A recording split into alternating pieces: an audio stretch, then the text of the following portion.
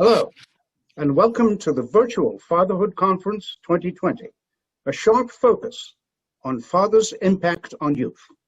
I'm Michael Glenn, a member of the Fatherhood Task Force, and I'll be your MC for today's conference.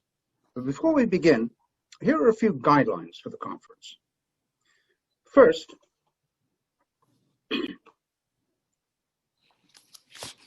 we have a group of panelists who will be asking questions of today's speakers. If there's time, we will also take questions from the other attendees. Next, if you want to comment or ask questions, please use the Q&A box at the bottom of your screen and send your questions to Elaine. Also, if you are called on to speak, remember to unmute your mic and please be mindful of your background noise. No kids talking, barking dogs, loud TV, and so on. We would appreciate that. So once again, thanks for attending our 2020 virtual conference. And now to share the breakthroughs in our 10-year history, it is my great pleasure to introduce our dedicated CEO and the president of the Fatherhood Task Force of South Florida, Holly Zwirling. Holly? Thank you, Michael, very much. We're so excited about celebrating our 10th year anniversary and our mission of increasing the involvement of fathers, grandfathers, uncles, brothers, and male role models. 10 years ago, 6 fathers and myself organized and decided that we wanted to start a Fatherhood Task Force to be available to fathers in every way we could to elevate their importance in their families. 10 years later, here we are, and we've done some amazing things. I want to dedicate today to the thousands of fathers that I have met who have broken barriers and smashed stereotypes to be the fathers they want to be for their children and also for prospective fathers.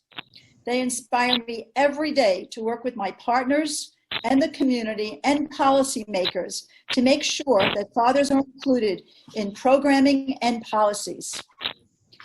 Please join me now while we look at our 10th year anniversary video and the very, very special people that made this all possible. This is what advocacy looks like. Thank you.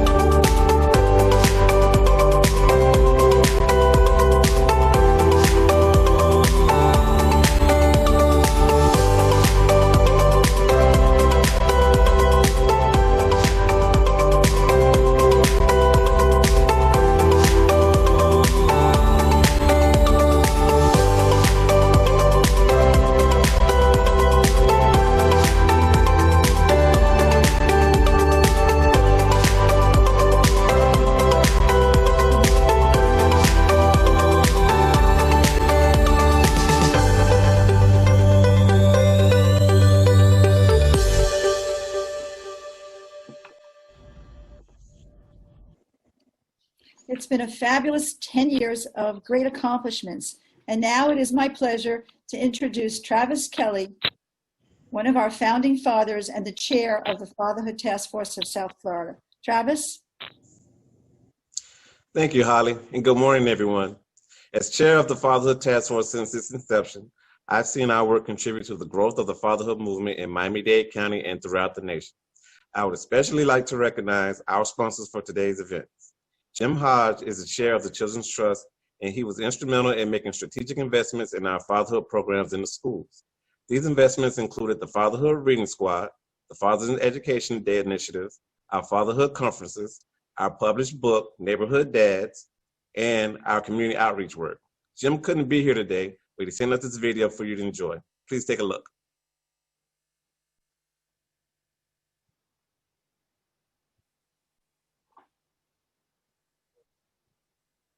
It is truly a pleasure to be here at the Fatherhood Conference, and it's truly a pleasure for the Trust to partner with the Fatherhood Task Force. What Holly and her team does every day to engage fathers in their children's education, to engage fathers in their children's lives, is what we're all about. If we do this correctly, we change the community. One of my favorite quotes of all times is from Frederick Douglass. It is easier to build strong children than to repair broken men. And this is what Holly and her team and the Fatherhood Task Force, the Trust, and this community need to continue doing. I am proud to be a partner. The Trust and this board is proud to be a partner, and we look forward to moving the community together. Congratulations to all. Thank you to Mr. Hodge. Also joining us today is Jennifer Sweet. Jennifer is the CEO of Aetna Better Health Florida, which has been a strong supporter of our initiatives related to fathers' health and involvement affecting birth outcomes and social and emotional issues impacting children's learning.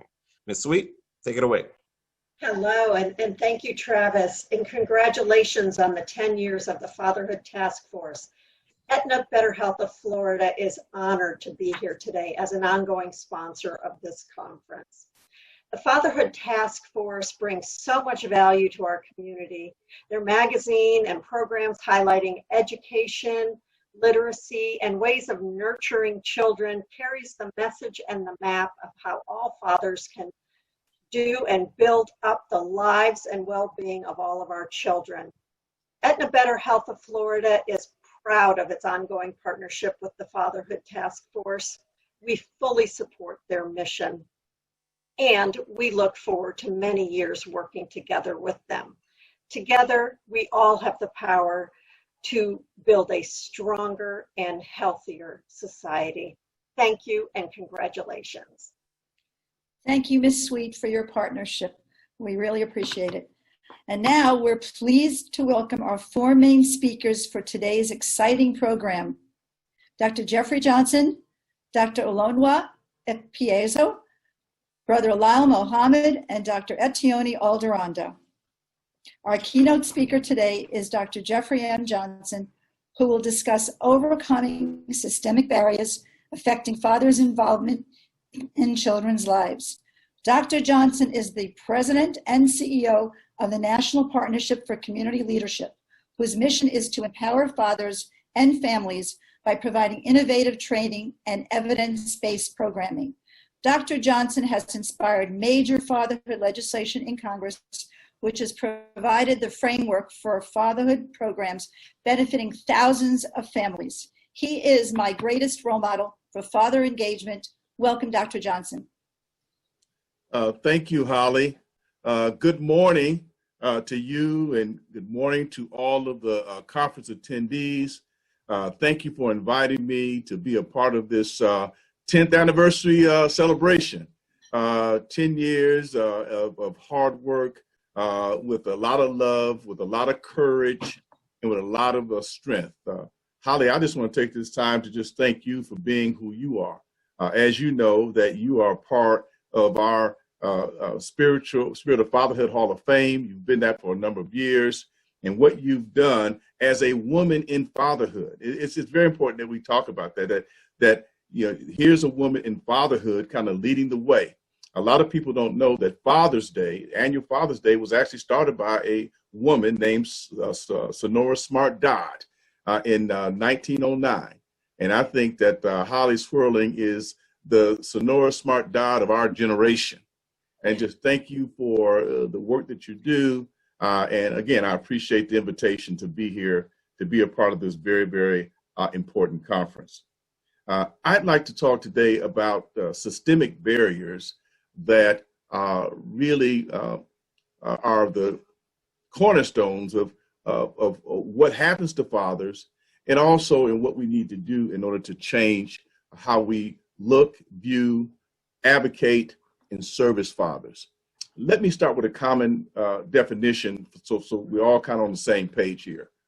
And what is a systemic barrier? It is a policy or a practice or a procedure that in some people, that result in some people receiving unequal access or being excluded. And I think that that really is the framing in which we need to look at fathers, because fathers, please, the next slide, please.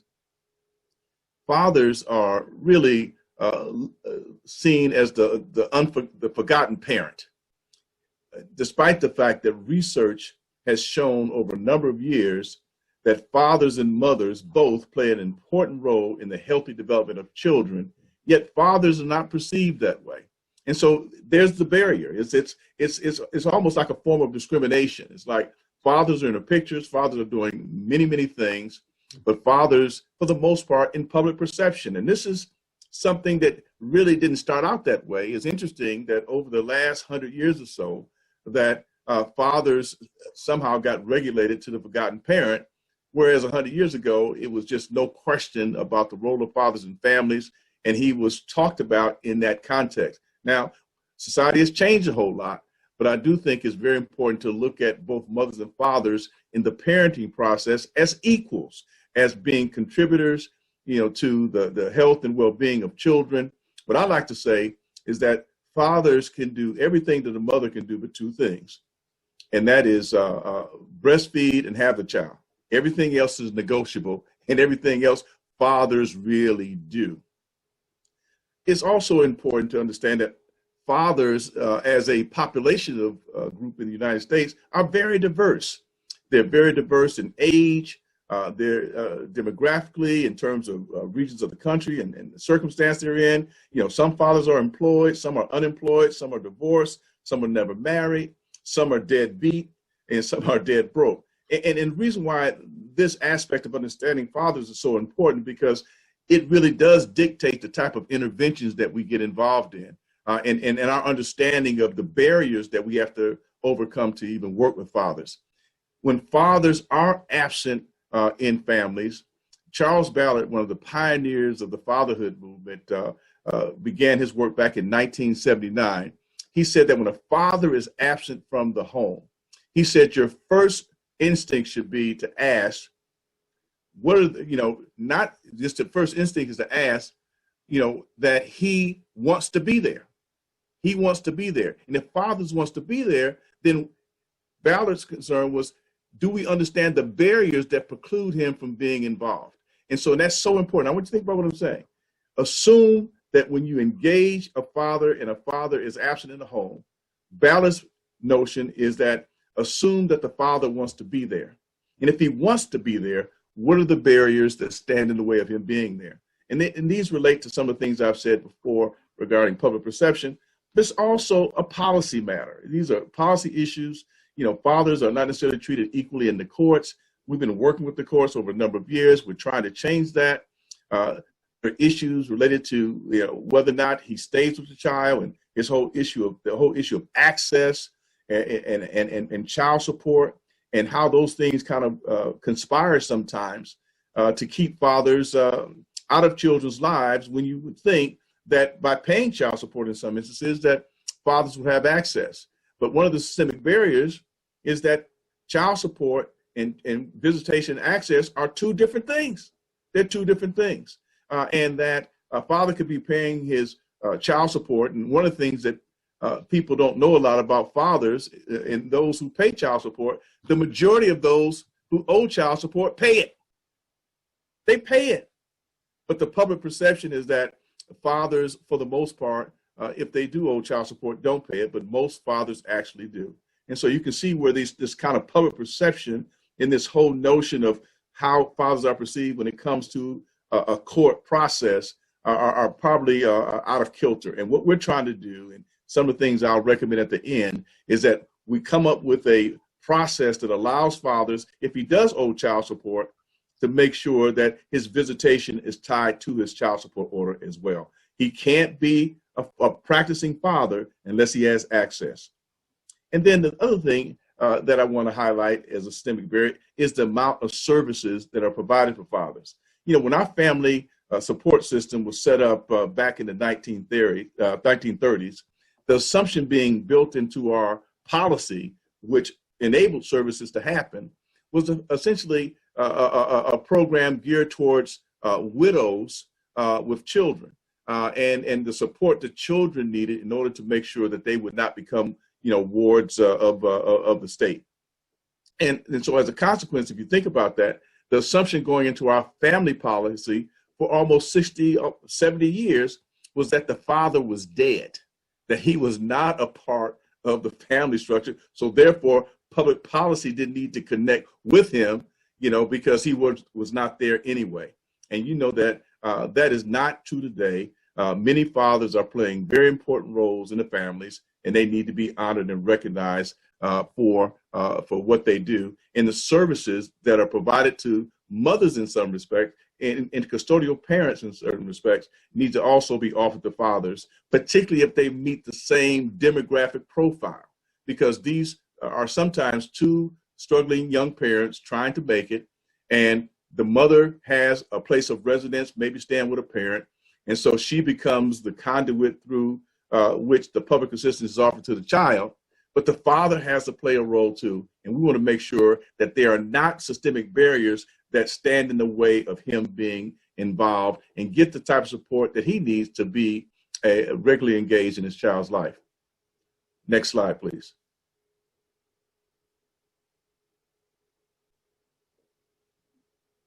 How father involvement improves child well-being. And I'm just going to give you what the preponderance of the research says. Next slide, please.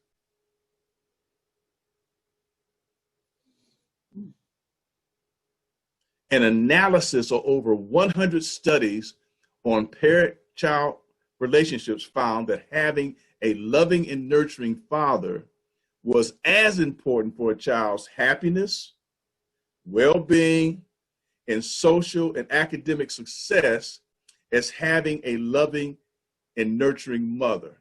Let's read that again. An analysis of 100 studies on parent-child relationships found that having a loving and nurturing father was as important, not more important, but as important for a child's happiness, well-being, and social and academic success as having a loving and nurturing mother. When we think about parents and their role in a child's life, this should not be a gender war. You know, there's no competition.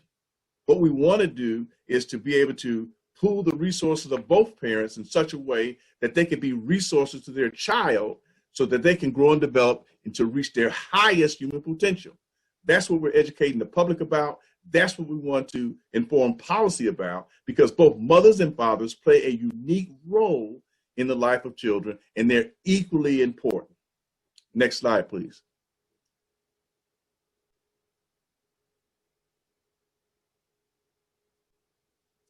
Further, fathers' contributions to school readiness is so important. And Holly, I know a lot of work you do has to do with early childhood education and working with early age children. The research says that children who have an involved father in their lives in the early years show up for school with more of the qualities needed for learning. They are more patient, curious, and confident. They are better able to remain in their seats, wait patiently for their teacher, and maintain interest in their schoolwork.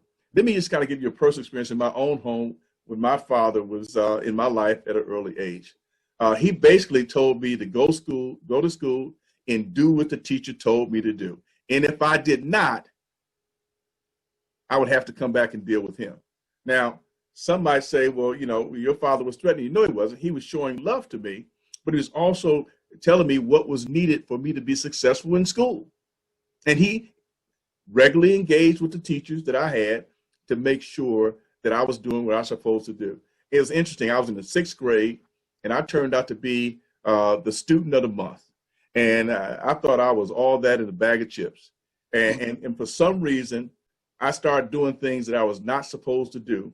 And my teacher came to me, and he stood in front of me and in my face, and he said, let me tell you something, that student of the month means something. And if you don't start acting like you're supposed to, I'm going to tell your father.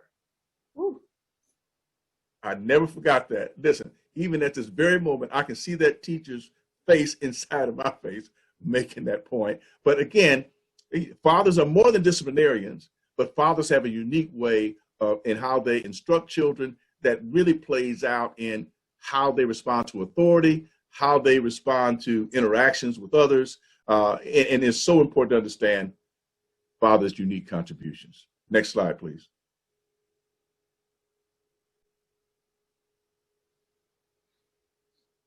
From the father's perspective, and let me tell you what all this says here. It essentially says that when parents are not in a position to provide support for their children, the federal government does. The federal government understands that every child needs to have access and equal access to all those things that's going to enable them to be successful in life. And that the federal government has set up their tax system and Social Security system in such a way that when a child is not able to do that, then there's public support for a period of time that enables for that to happen. That's where our TANF program comes from, temporary assisted needy families. That's where our child support program comes from. But the point I want to highlight here is that children's development benefits when parents have a long-term, supportive, low-conflict relationship with one another.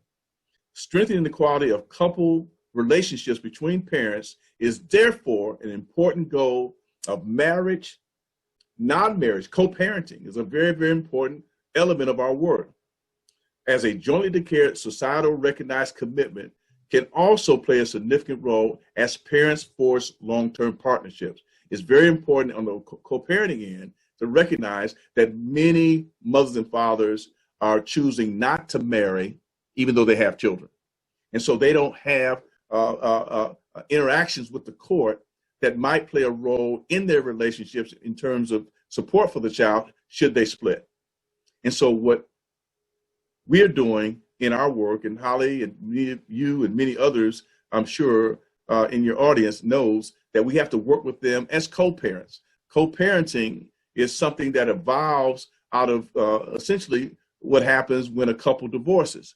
But what we're talking about in the case of a lot of our children, 40% of all American children are born out of wedlock. 75% of African-American children are born out of wedlock. 55% of Latino children are born out of wedlock. And essentially what that means is that their parents do not come into contact with the legal system if in fact they break up. And so what has to happen as practitioners and as service providers, we have to make sure that we work with couples on their relationship, and hopefully through an honor code, through a maturity and a transformation that occurs in their view of their roles as parents, that we can come up with a co-parenting relationship that will be to the benefit of the children. Next slide, please.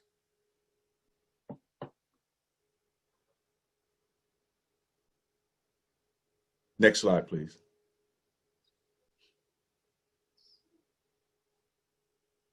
I've said a lot of things, and let me try to see if I can pull this all together. We need to take a more holistic view of fathers and fathering. The father's role in the family. This step requires educating the general public and mothers. Holly, I love you for this. Holly, almost a decade ago, brought to our International Fatherhood Conference the need for us to work with mothers equally as much as we work with fathers. Because the way our public system is set up, when the mother is a custodial parent, she's not necessarily required to go through a parenting education program. And so the assumption is that the mother already knows how to parent. But when we engage fathers as the first step in any public support program, he has to go through a parent education program. And what Holly brought to us more than a decade ago the need for us to work with mothers too, because fathers can't father without the support of mothers. And that's an attitude adjustment for many of them, as well as a behavior adjustment. And that's our next frontier, if you will, in being successful in working with fathers. Public policy needs to be expanded to include on-ramps to support fathers. Again, not every family service program that's available to families is available to fathers, whether or not it be housing, even many of our employment programs are not, federal employment programs are not geared towards fathers. Additionally, courts need to be educated on the value of fathers in the rearing process, and the latter is particularly true for non-custodial, never married parents. Remember, non-custodial, never married parents, the only time they probably encounter the court is around child support, but not around their relationship. And that is so important that we as practitioners and our service providers begin to provide those services. Family service provision should focus on always what is in the best interest of the child. When I work with fathers, I can tell you right now, my interest in working with fathers has more to do with child well-being than the dad himself. I love being a dad, but it's more important that we get dads to understand that is the practice and engagement fatherhood that really contributes to your value as a parent. Next slide, please. Policy, we need to increase funding. Right now, Holly, it's $150 million a year for federal fatherhood programs. That's for all 50 states and the territories. We need to increase that resource available for funding programs. Probably the biggest area of concern when it comes to our work is funding availability, because when you don't have it, you have to start, stop, start, stop, start, stop, start, and it really gets in the way of our programs maturing and getting the outcomes that everyone wants from us. We also need to include in that funding the provision for fatherhood programs to do outreach to mothers. We also, on the practice side, need to expand our services to address the needs of the whole family. Some of these programs need to include mental health services or trauma-informed approaches. I know one of our speakers will be talking about that later. But finally, I want to say to us, we got to maximize our advocacy efforts, say something. We must act. As John Lewis once said, we need to get in good trouble, necessary trouble for fathers, and don't give up. Thank you so much for the opportunity to share with you, and I wish you all a very successful conference experience today. Thank you. Thank you so much, Dr. Johnson. Those were powerful words. We'll now open the discussion to the panel, and the first panel question comes from Dr. Jacqueline Lynch, Associate Professor at the Florida International University School of Education and Human Development. Dr. Lynch. Thank you, Dr. Johnson, for your informative presentation. I appreciate all your work on father engagement, and it was an excellent overview of some of that work. Okay, my question. It was noticed locally that many fathers are absent from a contact list when a parent signs up a child for school. Yet recent research suggests that some fathers would like to be more engaged with schools. Would you agree that a policy or a paradigm shift is needed to occur so that our schools encourage more father involvement, including their contact with school teachers?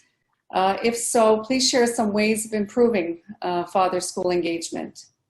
Thank you very much for that question. I was a college professor for 15 years, and what my main assignment was at the university was to train educators who wanted to be school principals.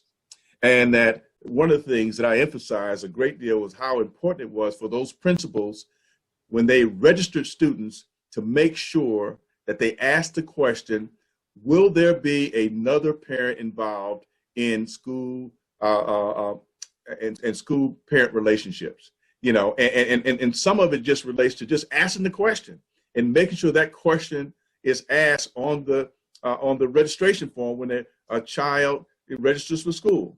And because in many instances, father's not involved in the child's school life is because, one, he was never asked to, or the other parent or the mothers didn't include the father on the registration form. And so as he tries to engage in the school, you know, he encounters a lot of roadblocks. And what I've asked schools to do is exercise the leadership at every school building, coming out of the central office, to make sure that fathers are given the responsibility or the right and access, particularly if there's no abuse or no other legal matters precluding him from being involved in a child's school life, that the question about whether or not the father will be a part of parent-teacher conferences and those things, getting grade cards and those things should be something that schools exercise the leadership on, but fathers also have to speak up and advocate for themselves in this situation. I think that's how we get around that. Additionally, when the PTAs were set up,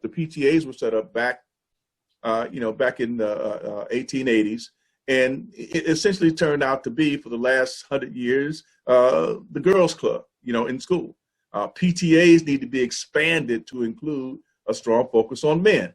In fact, I am part of the national task force of PTA with the emphasis on making sure that men become part of PTAs. So it's even more, it's just like that. And so we have to really do a paradigm shift, as you have alluded to ensure the fact that fathers have the access that they need. And a lot of it goes back to public perception, but a lot of it goes back to not asking the questions at the time a child is enrolled in school. And we need to ask whether or not that father will be involved, and to make sure that their name is included on the form. So when they engage and they ask for report cards and those things, that they have equal access to those things. Well, that was a great answer. Thank you, Dr. Johnson. Next, we have another question from a panelist. This is from Tori Evans Barton, PhD, who is the founder and CEO of the Fatherless Generation Foundation. Dr. Barton, what is your question? Yes, good morning. Good morning.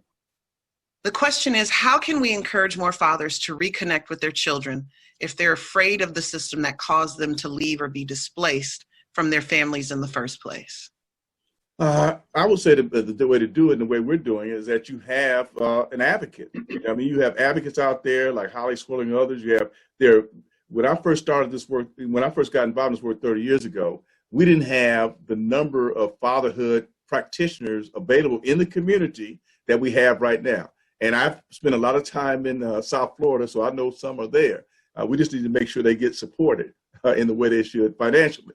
But I think that in some respects, you really have to reach out to the advocates to help do that. And then you got to have programs that really educate fathers on their roles and responsibility in their children's lives. And when they bring to you questions about access and barriers, we need to be in a position to help them overcome those things. And sometimes it's a phone call.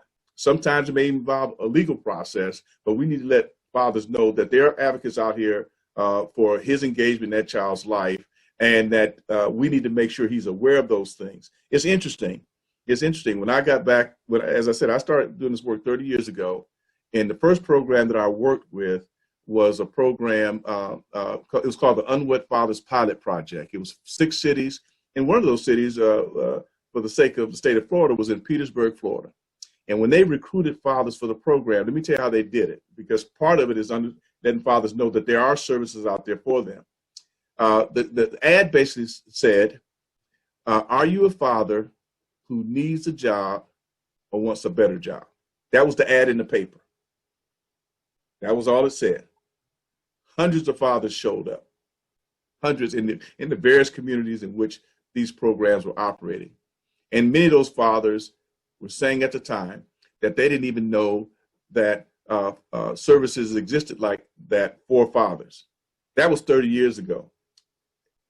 Now, there are many efforts out there like the Fatherhood Task Force and others who have other partners who are just as sensitive and who are just as anxious to help a father navigate the various barriers that he might encounter trying to be the best dad he can be.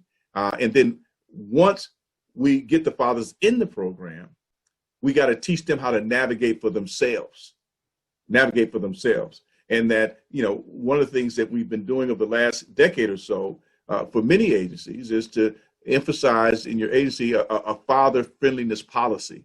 And that's done by, one, conducting an audit, particularly work with families to see whether or not you are friendly to fathers, and that relates to the pictures that are displayed, how welcome a father feels when he enters, the magazines, and how he's included in the various affairs of his child, whether or not he's married or not. Because, see, that becomes the real significant systemic barrier, because they'll say, some service providers will say in the public system is that since you're not married to the mother, then we can't enable you to have the access that you need without her permission.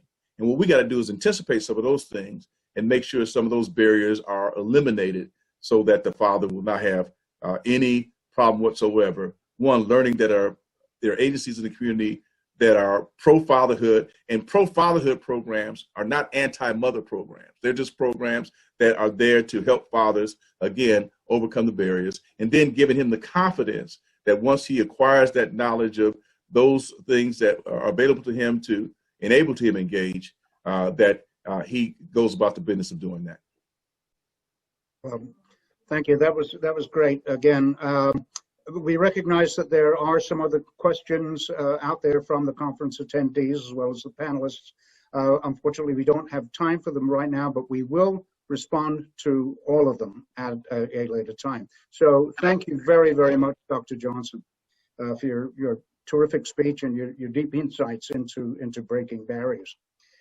Now, before we continue, Holly would like to salute two local groundbreakers in education who have supported the Fatherhood Task Force and our actions and our mission from the very beginning, and who have never stopped believing in us. Holly. Thank you, Michael. Our Leadership Award, which we're very, very proud to share with you, goes to David Lawrence Jr. He's an international trailblazer for universal early education and the charismatic chair of the Children's Movement of Florida. He is our hero, and I want to repeat that. He is our hero, the first responder to our call for a father focus in programming and funding, and a consistent and loyal friend who helped us rise in importance. Welcome, David. Thank you. It's good to be here. Am I supposed to make an hour-and-a-half long speech now?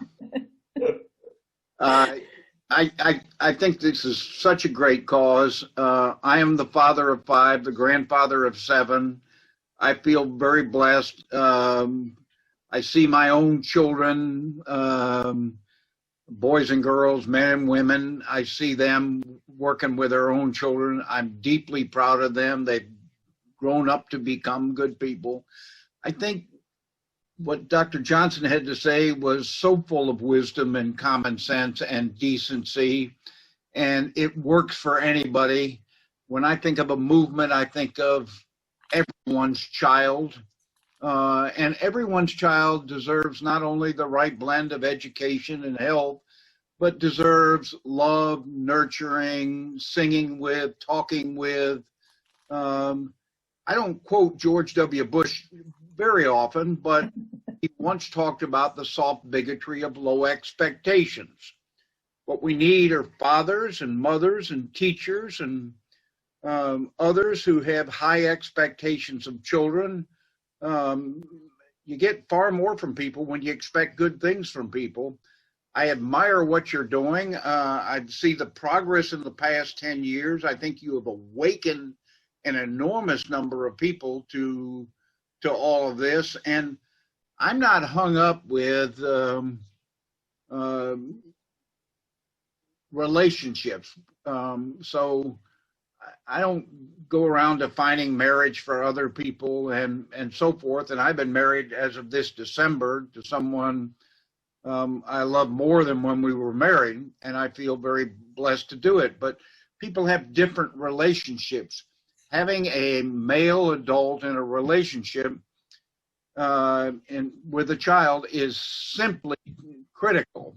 And Dr. Johnson told us that 40% of births are to people who have the child doesn't come out of a traditional marriage. What I care about is having 2 good, loving, caring people in the home, in that child's life, making a difference. Dr. Johnson talked about his father's expectations of him. I grew up in a home with 8 brothers and sisters. I promise you, my father had certain expectations, and I had certain expectations if I didn't live up to his expectations of what would happen to me. So a little tough love is good for you. A lot of warm and nurturing love is good for you. I deeply admire the work you're doing, Holly, and I know it's making a difference. And so I thank you. Thank you, David, for your steadfast commitment.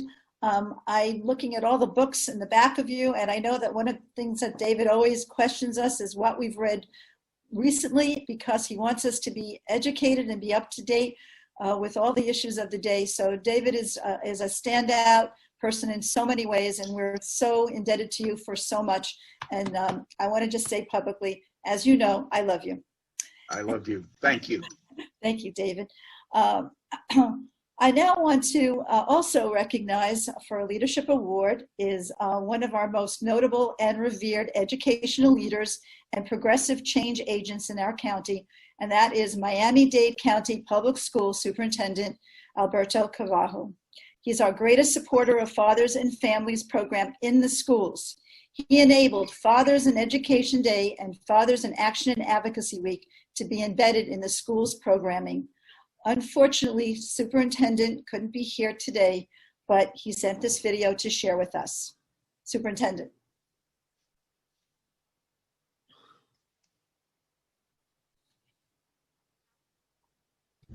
Good morning, and thank you to the Fatherhood Task Force of South Florida for the invitation to participate in this year's Fatherhood Conference 2020. A special thank you to Holly Zwirling, CEO and President, for your partnership with Miami-Dade County Public Schools and your passion and dedication to increasing the presence of positive male role models in our children's lives. It is both an honor and a privilege to be recognized for the work that we as a school district do each day to promote fatherhood initiatives in our schools and throughout our community. Through programs like the Fatherhood Reading Squad and Fathers in Education Day, we are able to partner with community-based organizations like the Task Force of South Florida to provide needed programming to our students. Miami-Dade County Public Schools is once again an A-rated school district. Our graduation rate is almost 90%. And for the 4th year in a row, there are no F-rated schools in our community. Recognizing the new demands placed on our stakeholders during this unprecedented health crisis, we continue to make significant investments in innovative technology, affording our students, our families, and our employees with more opportunities to connect, to engage, and learn. We also continue to expand the support provided to students through our Department of Mental Health Services. Thanks again to the Fatherhood Task Force of South Florida for your gracious support of Miami-Dade County Public Schools community. Because of partners like you, we can truly give our students the world. Thank you. Well, thank you. Thank you very much, Superintendent Carvalho, and congratulations to both of our award winners today. Our next speaker is Dr. Olunwa C. Ikpeazu. Dr. Ikpeazu will talk about how father's health in fact impacts prenatal care, birth outcomes, and children's health. Dr. Ikpeazu is a practicing pediatrician for more than 20 years. She's affiliated with several South Florida hospitals, and her focus is on prevention, equitable access to care, and meeting the unique needs of growing children. She recognizes the importance of father's health, including trauma-related experiences, father involvement in preparation for parenthood, and for continued engagement in children's health. Dr. Ikpeazu. Good morning, everyone. Can you all hear me? Good morning. I'm just so glad to be here today. I will just start with a personal note of how I'm connected to what the Fatherhood Task Force is doing. I was raised in a 2-parent family with taking away nothing from my lovely mother, My father was an involved father. He attended recitals. He attended game practices. He was at every award. He was hands-on. He was an encourager. He's a mentor. He set those high expectations that was somebody had mentioned earlier. He held our hands until we can walk on our own. So I just wanted to say this, to say that I'm a testament to what an engaged father can do for his children.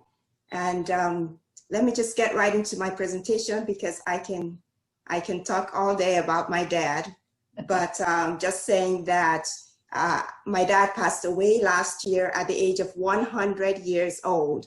He lived a long and healthy life. And don't try to calculate my age. All I can tell you is I got his genes. So let me go right into what I'm here for today. I'm going to talk about how a father's health impacts the health of his children. As a scientist, I'm going to start with a few definitions. We love to define things in science. So I'm going to say, what is a father? Who is a biological father? A biological father is a man whose sperm fertilizes the ovum that produces the child. So there are other kinds of fathers. There's the adoptive father, there is the stepfather, and their fatherhood figures. But for the purposes of my presentation this morning, I'll be talking about the biological father. My next definition is health. What is health? And I'll give you the World Health Organization definition of health. Health is a state of complete physical, mental, and social well-being, not merely the absence of disease or infirmity. We'll find out why this definition is important as we go along. And our question this morning is, can a father's health affect the health of his child? If you said yes, you're correct. It is clear that the father's health issues can affect his child. Physical health problems such as obesity, diabetes, mental health issues such as depression and addictions, family history, and many other genetic conditions can be passed from father to child. And so I'm going to talk this morning in the different phases of a child's life, how the father's health can impact each phase of a child's life. I'll start with the preconception stage, and preconception is even before the child is born. How can the father's health affect this child? So a wise person once said, common things occur commonly. So I'll start by common diseases that could occur in fathers. Common chronic diseases such as high blood pressure, obesity, diabetes, cancer, depression, or even traumatic experiences. Research has shown us that fathers who have any of these conditions going on have 20% higher odds of having a preterm infant, 23% higher odds of having a low birth weight infant, and 28% higher odds of having an infant who needed to stay in the neonatal intensive care unit, the NICU. Why are all these statistics important? For us in the healthcare system, we call this birth outcome. We expect for every pregnancy a healthy baby, a pregnancy that's carried to term 40 weeks, a healthy mother and a healthy baby. That is a good birth outcome. Poor birth outcome, preterm baby, low birth weight baby, poor maternal health, and poor baby health at the end of the pregnancy. We don't want that.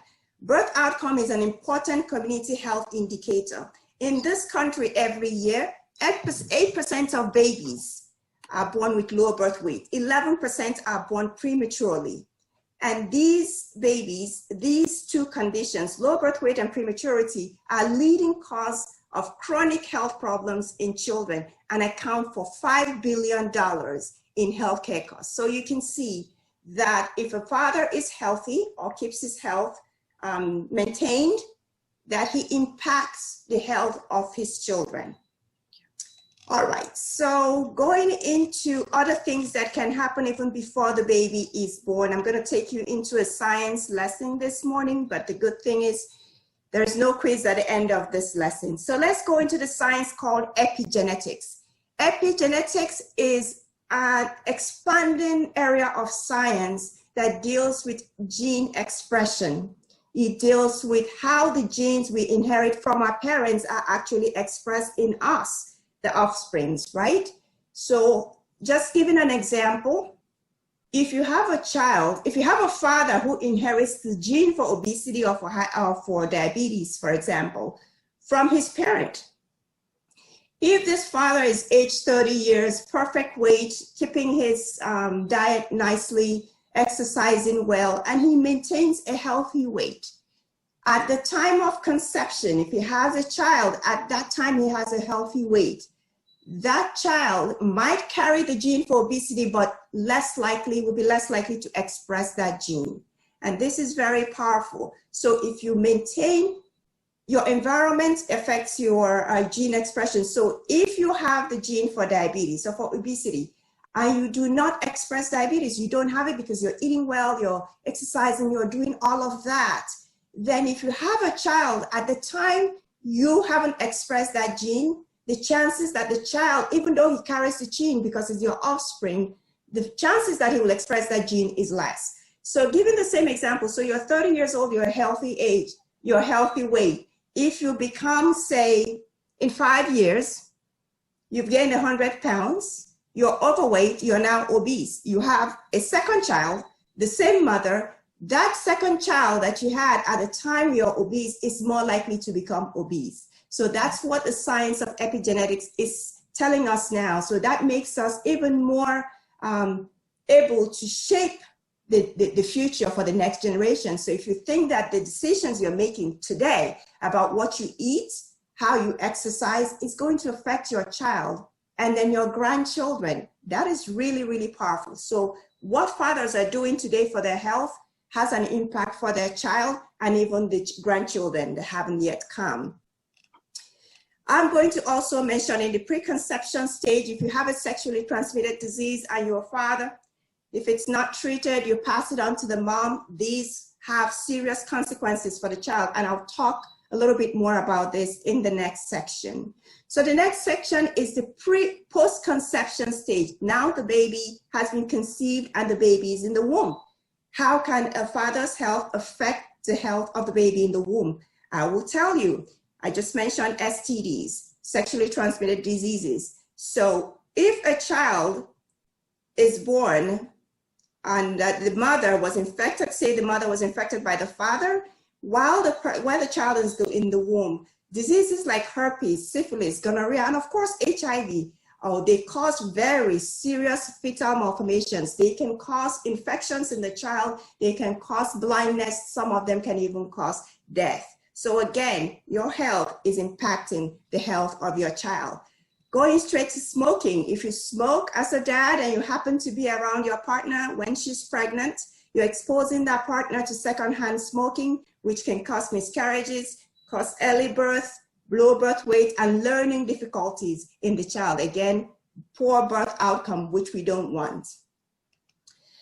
Enough of physical health, let's talk about mental health. So let's say you happen to be depressed and your partner becomes pregnant and she tells you she's pregnant, and because of that depression, you isolate yourself, you withdraw yourself because of untreated depression. What happened is you remove yourself from that partner feels unsupported or is unsupported by you throughout that pregnancy.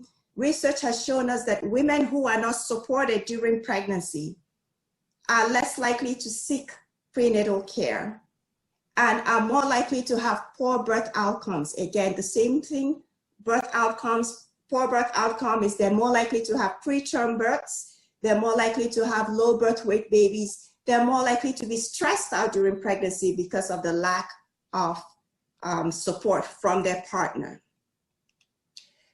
So our next section is postnatal. After the baby is born, how can the father's health affect the health of the child? I'm glad you asked. So as a pediatrician, I'm going to start with immunization. So fathers are reluctant to get involved sometimes with engage with the healthcare system, especially in communities of color. So they may not be willing to get vaccinations and things like that. But as a father, if you have a newborn baby, we advise you to get a pertussis vaccine, which is the whooping cough vaccine. If you don't get vaccinated, you can actually infect your young child. and that will send that child right back to the hospital, possibly to the ICU.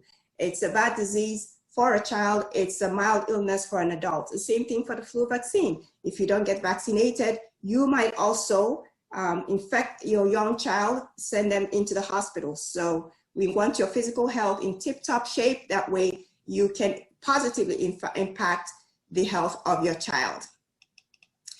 Of course, I know somebody's going to talk about this, and Dr. Johnson alluded to this earlier. Research has shown that at the time of birth, fathers who engage and bond with their children are more likely to stay involved in their care and in their life for a longer period of time. Another example before I leave this section, if we have a father who, say, has a substance abuse disorder that causes him to make a bad decision, that lands him in jail, and he happens to be taken away from his family for a long period of time, we can all agree that his absence from his child's life because of this substance use disorder can affect the child's emotional health and social well-being. So we now know that a father's health can affect the health of his children. What can we do as a society? What can we do as a community? I'll tell you what we'll do. We should remove barriers. What barriers, you may ask? Provider barriers. Let me explain. Healthcare providers like obstetricians, pediatricians, community health workers interface almost on a daily basis with mothers, with pregnant mothers, with mothers with young children. We as healthcare providers should learn to actively seek the fathers, ask where the father is, get the father involved in the clinic, to the doctor's office. This has two advantages. One, you get the father involved. Say during the prenatal visits, you get the father involved. There are about 10 visits for pregnant women. He can make at least half of that, at least 2 of that, something, you know, that gets him involved with that unborn child and gets him connected to that child, gets him invested in that child's life. The second thing is, when you have a father coming into the healthcare system, it's a good thing for those of the fathers who are reluctant to engage with the healthcare system. A doctor looking at you, if you're, for example, having difficulty breathing, huffing and puffing because you just climbed a couple of steps to his office, might ask you, are you having difficulty breathing? Do you need to see a pulmonologist? Do you need to see a primary care practitioner? If your affect is low, he might suspect depression. He might refer you to someone next door, someone across the building, and someone in the next street. So those 2 things help fathers engage with the health of their children and also acts as an unintended screening mechanism and a way to get them involved into the healthcare setting. We have to remove barriers such as belief barriers. Belief barriers are barriers that father's participation is not important. It is important, it's not optional. Or that a father's relationship with his child is secondary. It's not secondary. Just like you have 2 hands, each child needs a mother and a father, or the father's capacity as caregiver is limited. It's not limited. Fathers can be taught to feed a baby, hold a baby, feed a baby in a bottle. They can be taught to change diapers and put on diapers. The other things that we need to do is to raise awareness of this. And I'm very happy that the Fatherhood Task Force is doing a great job doing this. We need community organizations, we need community leaders to spread the word and push the conversation forward through various outreach programs that will deal directly with the father's health, and programs that will improve economic and other opportunities for fathers, especially in communities of color. We have seen what the COVID-19 pandemic has exposed. It's exposed the health risk and the health disparities that are faced by fathers, especially in minority communities. This is a time now to make a positive change and an opportunity to highlight the health of fathers in this community. So we need our political leaders at the local, state, and federal levels to make this critical healthcare issue a priority and to help direct the right resources to agencies such as the Fatherhood Task Force that can solve this problem. And I'm very optimistic personally that we can, because I remember I've practiced long enough to know there was a time the fathers were not allowed in the delivery rooms. Now they're in the delivery rooms. I see them gowned up and masked and look like they're ready to catch the babies themselves. but the fact that, sometimes we end up catching them when they fall out, but that's a different topic.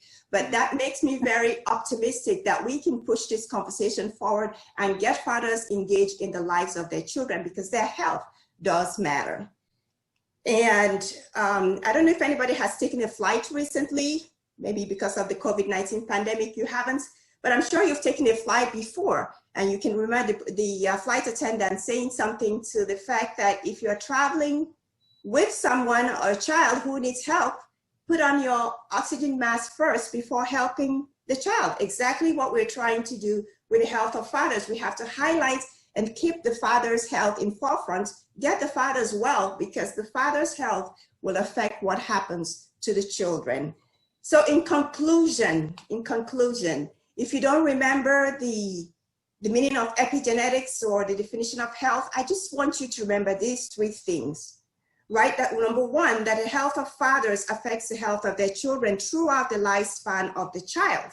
That we have to work diligently to remove barriers that prevent the involvement of fathers in the health of their children, and also unintentionally remove them from the healthcare system. So we want to draw them in, we want to actively engage them. So we need to remove every barrier. We need to educate the providers to bring them into the healthcare system. We need to raise awareness of this critically important aspect of community and child health by involving healthcare practitioners, community organizations, political leaders to advocate for this cause and lead the conversation so we can effect the much needed changes in the issues around the health of fathers and their impact on the health of their children. It's been a delight and a privilege to be before you this morning. This concludes the section, my section of this presentation. Thank you very much. Well, and thank you, Dr. Iktiazu. That was a great presentation. Thank you very much. And again, we do have some questions from the panel. This one is, let's see, this one is from Lionel Lightbourne, who is the care coordinator for Gang Alternative. Mr. Lightbourne asks, how can obstetricians and pediatricians include fathers' health history in their pregnancy assessments to create an inclusive family care plan to benefit children's health? So yes, that's part of the education of the providers. They have to have a section where you have the father's health history, the mother's health history as well. There's nothing as interesting as having couples in the room and I'm asking, does this run in the family? And the mother says no. And the father says, yes, my great aunt had that. And it was, it's a revelation point for everyone. So when you're talking with people, you usually don't tell them the ailments that your great aunt have, right? Until they come in there, and because they're involved, now the mother knows that his great aunt had it, and then it becomes an issue that we can screen him for or whatever that is. So that's part of the education, to get them in there so they can tell us their health history. There's a space for that so that we can know the detailed history on both sides of the family. Okay, great. We also have a question from Corey Patterson, who is an accountant and a father who facilitates a Daddy and Me network. Mr. Patterson, I believe, is on camera. Yeah, hey, how's it going? Hi. My question was, sometimes when you're going through the pregnancy process and you're going through the expecting process, it seems like that dads aren't really considered as you're going through those appointments, as you're going to the doctor's office. It seems like we're not taken into consideration. It seems like all of the attention is directed towards mom. But so what can we do to change doctors' perception of the father being involved and the father being just as important as the expecting mother? Okay, so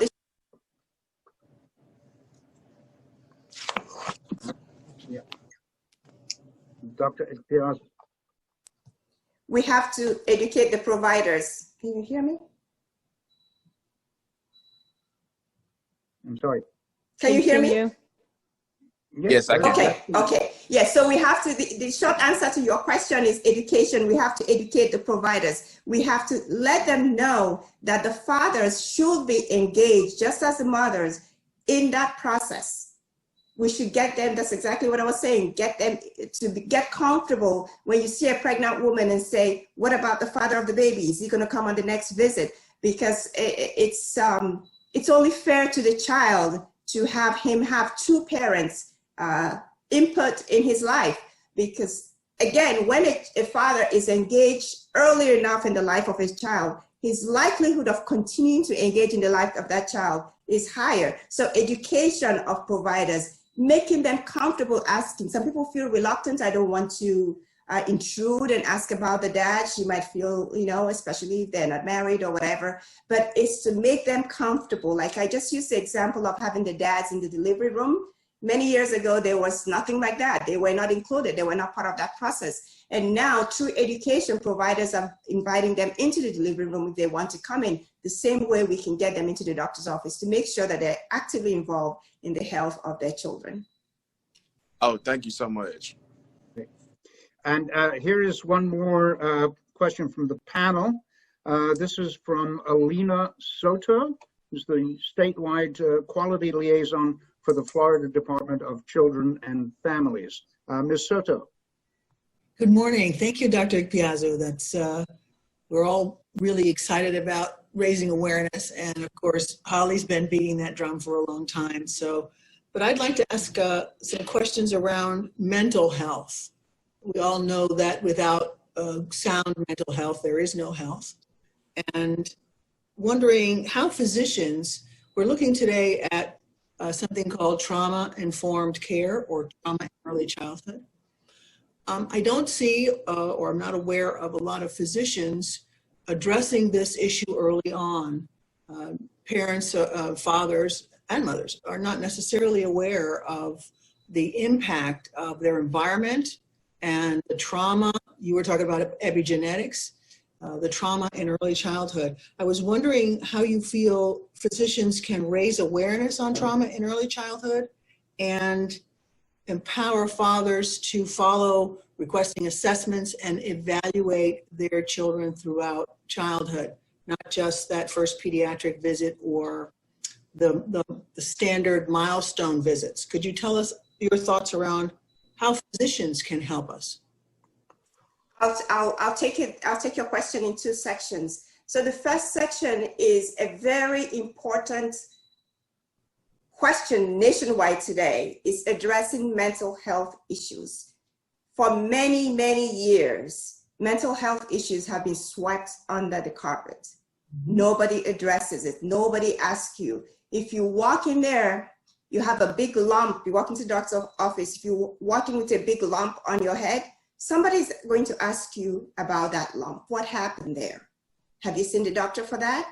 If you walk in and you're answering in monotones or not just being attentive, nobody's going to screen you for depression, even just a cursory screen. So this is just, it goes more than what we're talking about. It goes more than just fatherhood. It's just a whole inappropriate marginalization of mental health issues. And so for physicians, I think there needs to be a retraining of everyone in addressing mental health issues, in not just fathers, in people they come across. Not even to treat it, but at least recognize it and send them along to therapists, to psychiatrists, to whoever can help them. So that's one part of it, is getting everybody on that mental health consciousness and saying it's an important part of healthcare, and having the state of mind to screen for that when fathers walk into the clinic. And the second part you're saying is, how do we engage them, not just from the first visit to, we want to engage them throughout the lifespan of the child, right? Exactly. So once we have to get them in there first. Once we get them in there first, and they begin to see the advantages of coming in there. I, as a pediatrician, can tell you from my personal experience, I've had fathers who would go back because they're not engaged in they don't hear what the doctor's saying. So the mother goes and says, oh, we can't start any solids on this baby until he's 4 months old. And there's this big argument. Or the father says, oh, my mother fed us mashed potatoes at 1 month old, all of us, and we survived. So we want them to come in there tell us about the mashed potato story so we can debunk that mashed potato at 1 month story and tell them it's healthy to feed cereals first at 4 months and 6 months and things like that. So once we do that and just continue each time, as pediatricians, we have well child checks. Each time we reinforce what we said. The teaching we did the first time, we do it again at 2 months, at 4 months, at 6 months. When the child becomes a kindergartner, come there at 5 years. So as we get them in, we get them in, but we have to get them in there the first time to be able to have a second visit. So we'll just keep encouraging them to come in and show up and be part of the children's lives. Thank you, Doctor. Thank you. Thank you so much, Dr. Ikpeazu. That was wonderful. And I thank you for your continuing service to children and families. And unfortunately, we have run out of time for more questions, but again, a reminder that we will answer them all at a later time. So now let's hear from Brother Lyle Muhammad, who is the CEO, whose topic today is Father's Role in Developing Children's Genius, Education, Generational Healing, and Nurturing. He is the CEO of the People of Brotherhood, and his mission is to involve Black men in solving community problems, youth development, and economic sustainability. An education and human development specialist with more than 25 years in social justice settings, Brother Lyle has provided youth and adult population opportunities to master skills and find employment. His unique healing activism has transformed lives for the better. Brother Lyle, you have the floor. I want to first of all say peace and blessings to everyone who found it not robbery to spend your time on a valuable subject this morning. I want to also thank the previous presenters who all gave me flashbacks down the memory lane of my life in terms of what I had and what I didn't have. And I have to thank Holly Zwirling for 10 years of sacrifice, 10 years of commitment. Many people in the circle know I call her the fatherhood zealot. And every movement needs individuals that are relentless when it comes to the proper representation of what's needed. And so with that just being said, I'm honored, and I'm even honored and humbled to be asked to be a part of this discussion.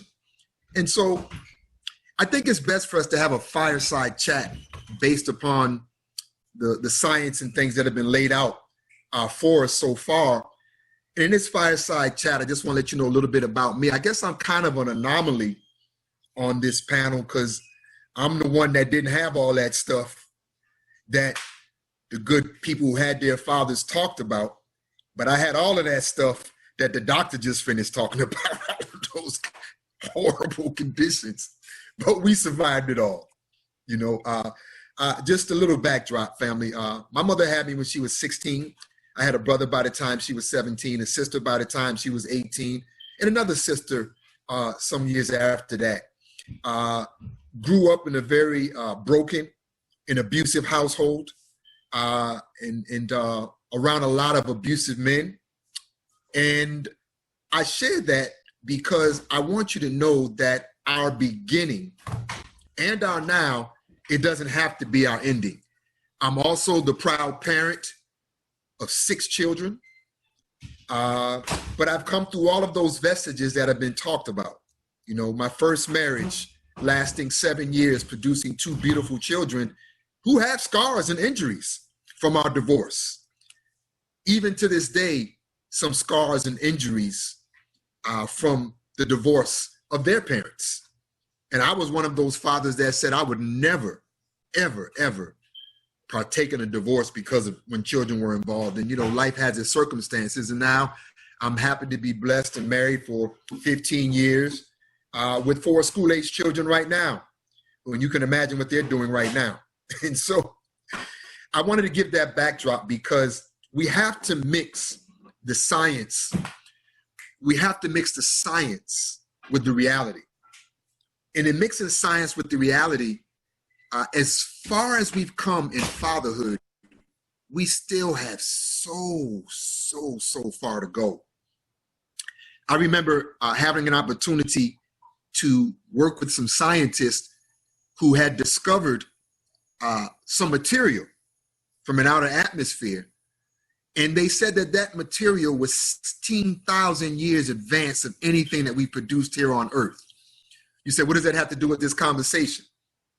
Well, I want to present to the body that we're about 16,000 years behind the power of fatherhood and what we really could do as fathers. And when we begin to understand what we can do as fathers, we'll take a completely different look from a completely different lens. And so the first thing I want to share is, and a lot of it was shared in the science and parenting, you know, many of us end up as parents producing Frankenstein children. You're talking about my children, Brother Lyle? Well, no, I'm not talking about your children, but I'm talking about what we do and what we don't do when we produce them.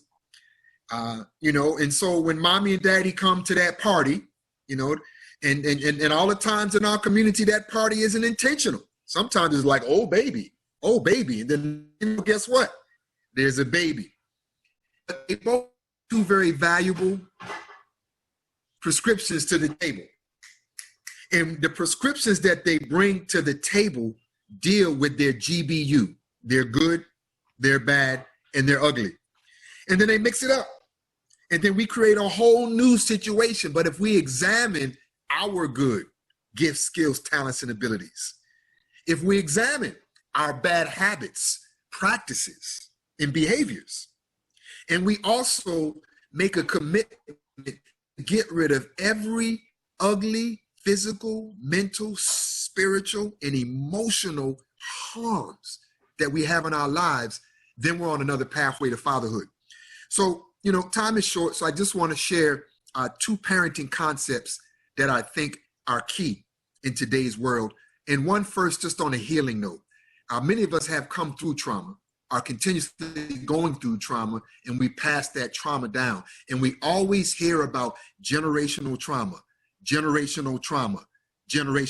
because it's real. But how about generational healing? It's up to us as fathers and practitioners in this work to change the language. I remember working at a youth center, and they would tease signs up all over, and they would tell the children, don't run. Well, we took those signs down, and we put up signs that said, always walk. So the language has to change, because we're fighting a war on two fronts. You heard about the policy disparities. You heard about the health disparities. It's even worse if you're out there on the ground trying to connect people who have been victims of all of those disparities. And so in that work, a lot of times we got to go back into our framework of healing.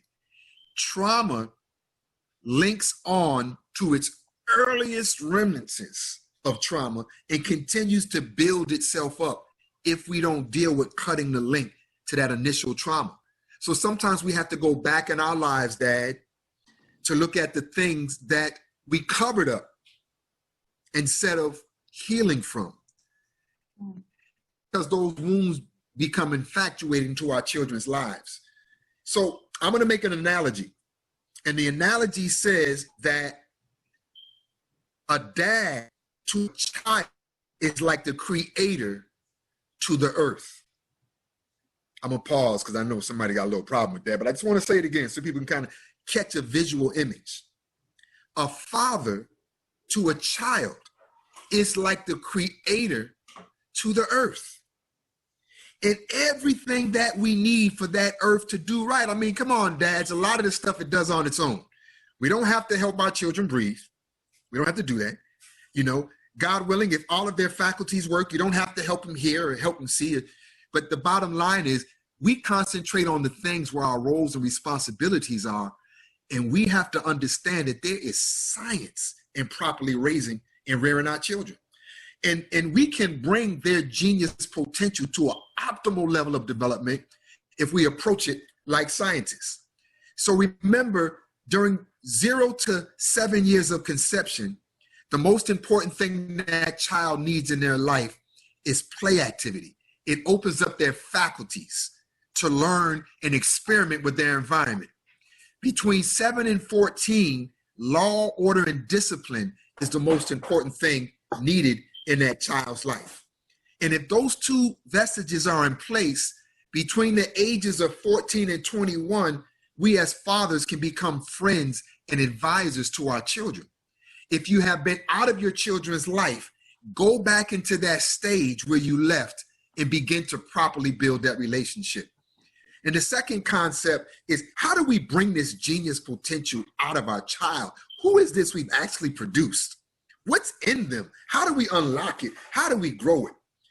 I use a formula that I teach, and I've also practiced it with all of my children. It's called a fistful of dollars. And these are 5 things that if you make it mandatory for your children to participate in, you will find yourself seeing your children's gifts, skills, talents, and abilities. And these things are, and not in particular order, every child should speak a language other than the language that's spoken in their home. Once you teach a child a language outside of their own, you're automatically on the path to making them a world citizen. So the shortcomings and the realities in our environment, we know that there's a bigger world out there and more to learn. Every child should learn how to do something with their hands, whether it's fixing something, doing hair, or cooking, because it introduces us to what our power can be and what needs to be done. Also, every child needs to learn some form of self-defense. Fatherhood is still under attack. Families are still under attack, scientifically, genetically, we already know politically in the other areas. And so learning self-defense physically helps to build self-defense principles mentally and spiritually. Also, every child should participate in the sport. I don't care if it's golf, basketball, baseball, soccer, football, but participating in the sport allows a child to experience certain challenges that otherwise they can't experience. If you have a child that is so keen as you're trying to twist and turn them into another direction because they're isolated by themselves, put them in a team sport. If you have someone who's over socialized, put them in an individual sport, but be scientific about it. And every child should also have some type of encounter with music, singing, a musical instrument of some type. Those 5 things bring out of children their gifts, skills, talents, and abilities. So in closing, I just want you to know I was one of those broken children. But at the same time, I've been able to mix the science, the love, the inspiration, the teaching, and the training with the practicality of fatherhood. And in that, I see results, and I attempt to share them wherever I go. You know, there's so much to share on this subject, but as we're coming to a conclusion on time, I don't want us to forget about the children who don't have the things that we're talking about. They're not just statistics. We got an internet problem in our home right now. There was a terrible lightning storm last night.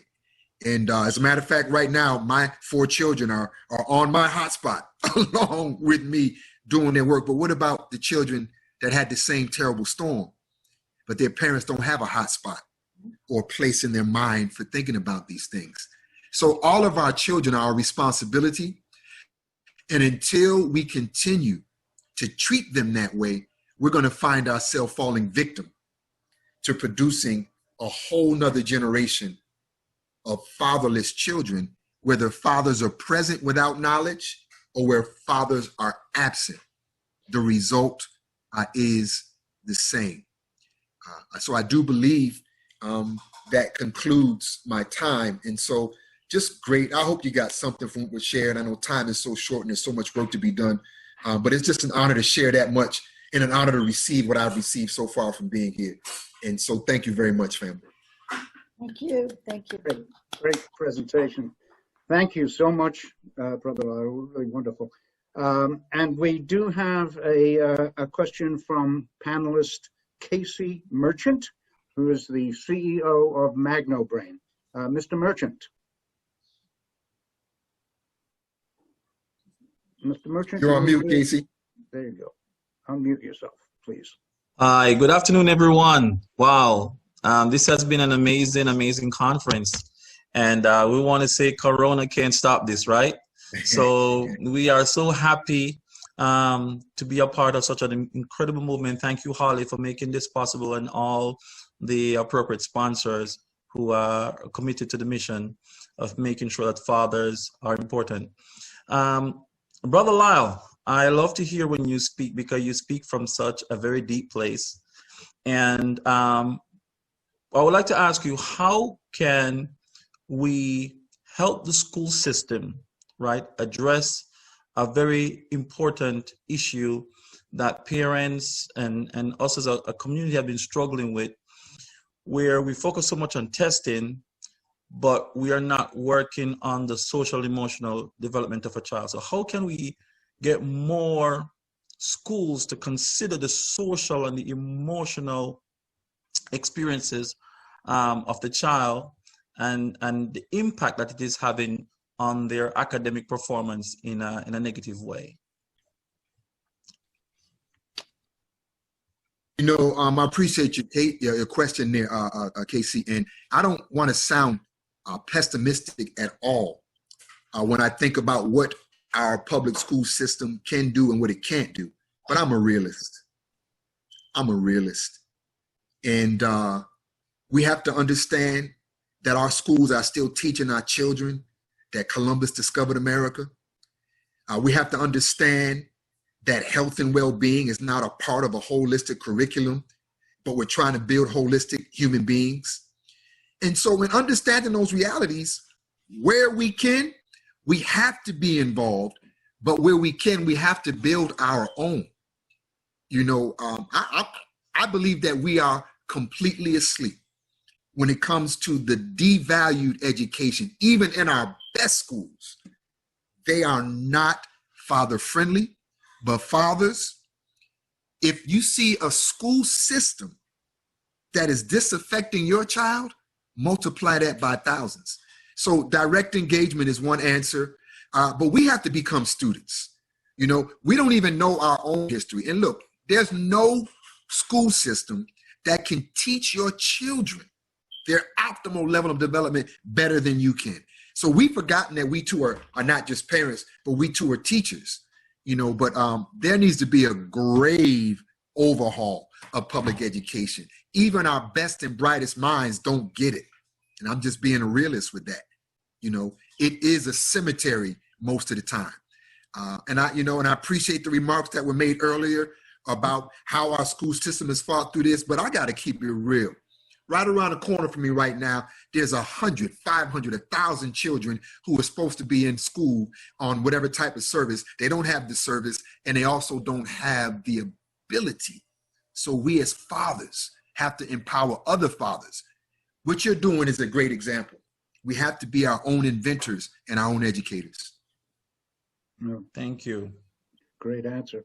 And we have another question. This is from panelist Michael Malone, who is the chief of the Florida Mankind Project and the director of editorial services at the University of Miami.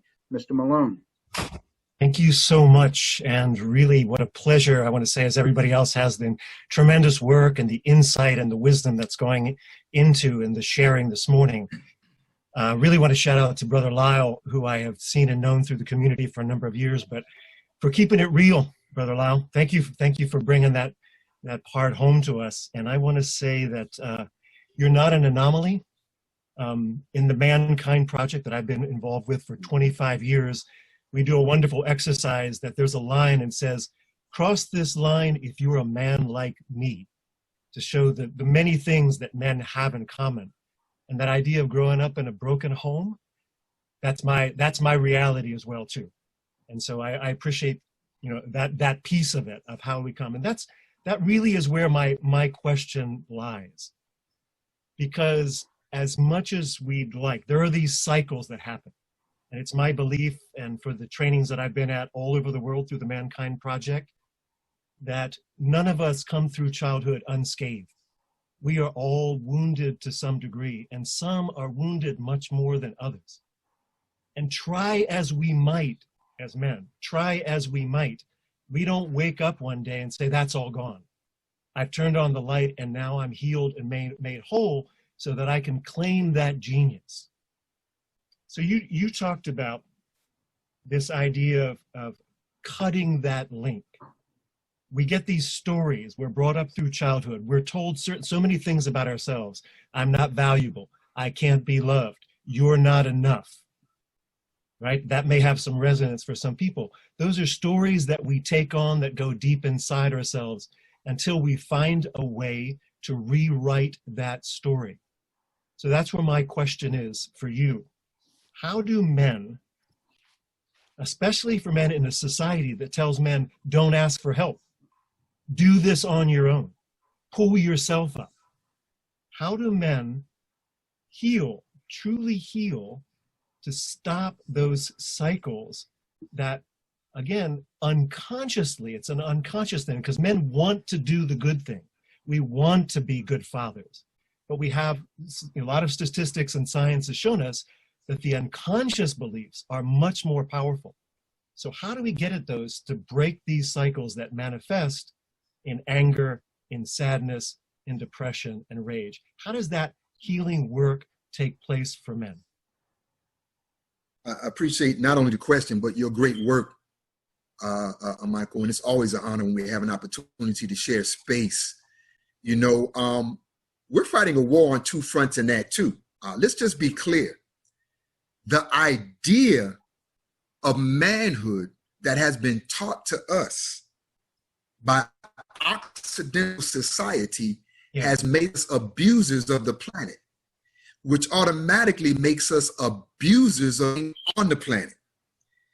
So we're even fighting within how to properly define manhood from a patriarchal standpoint. That doesn't mean take, run, rule, and control everything and dominate and kill and plunge the earth. And so we also, in our healing, as we grow, remember this first principle: self-improvement is the basis for community and human development. We start by working on ourselves. I encourage all men to start looking back again at your growth and development. Who were the physical, be they negative or positive, influences in your life? The mental ones, the spiritual ones. But the more we go back and deal with those things, the less painful they become, and the more we understand. I'll close my answer to that with this. I remember in that 777 activity that I mentioned, one particular young man getting ready to explain and go back and deal with his trauma, but he just kept saying, I was born evil. I was bad from the beginning. There was never anything good about me. But then as you hear him go into his story, he was born in a brothel. His mother was a prostitute. His father was the pimp that ran the whole home there. So then as he began to tell his story, he said, wait a minute. I wasn't born evil. Earth, Wind, and Fire in their song, That's the Way of the World, says a child is born with a heart of gold, ways of the world turning cold. And no man can do it by himself. Yeah. You have to be around a group of supportive fathers or men that want to move in the same direction of improvement. And we don't always have to have the answers. When we get support and we study self and we don't run from working on our weaknesses, even if it's one at a time, we eventually get that healing. Well, that was great. That was great. Thank you. So now here is one more panelist question. This is from Ozzy Rosenberg, who is the administrator of the Miami Dads Group, part of the nationwide City Dads Group. And Mr. Rosenberg, I see you also identify as a father of two. Yes, good morning. Good morning, Brother Lal. Yes, I am. As you can see right now, my 11-month-old is beautiful. Thank you for all the work you've done, and it's great. This is my first time being a part of this and learning about the Fatherhood Task Force here in South Florida, and it's been great. Thank you, Holly, as well, for being open doors and with our diaper drive support. So my question is, We talked about responsibilities of a father. What do you think is a good time to introduce daily chores and responsibilities to our little ones? What age tends to be the best? Excellent question. Thank you for the imagery too. If you don't get joy from seeing that, you in the wrong conference, family. When I talked about that 777, if you remember, I mentioned that between the ages of 7 and 14, it becomes a major factor for children to have law, order, and discipline. And I find that that's a great time. Of course, before that, you got to sing songy songs to help children clean up, everybody clean up. You always start slowly introducing them to duty and responsibility. But that 7 to 14, brother, if you don't get it right between that 7 and 14, you're going to have a hellion on your hands. Ask me how I know. I was one of them. But that is an excellent time frame, because not only does it build their laws, rules, regulatory, disciplinary systems, it also allows them to hold themselves accountable, because they now have the faculty to know what needs to be done. And I got to say this real quick, because you reminded me of it when it comes to discipline our children. Science again. Look, fathers, for those of us that believe in corporal punishment, and I do believe, in some cases, spare the rod, spoil the child. But fathers, let the mothers of the daughters physically discipline them.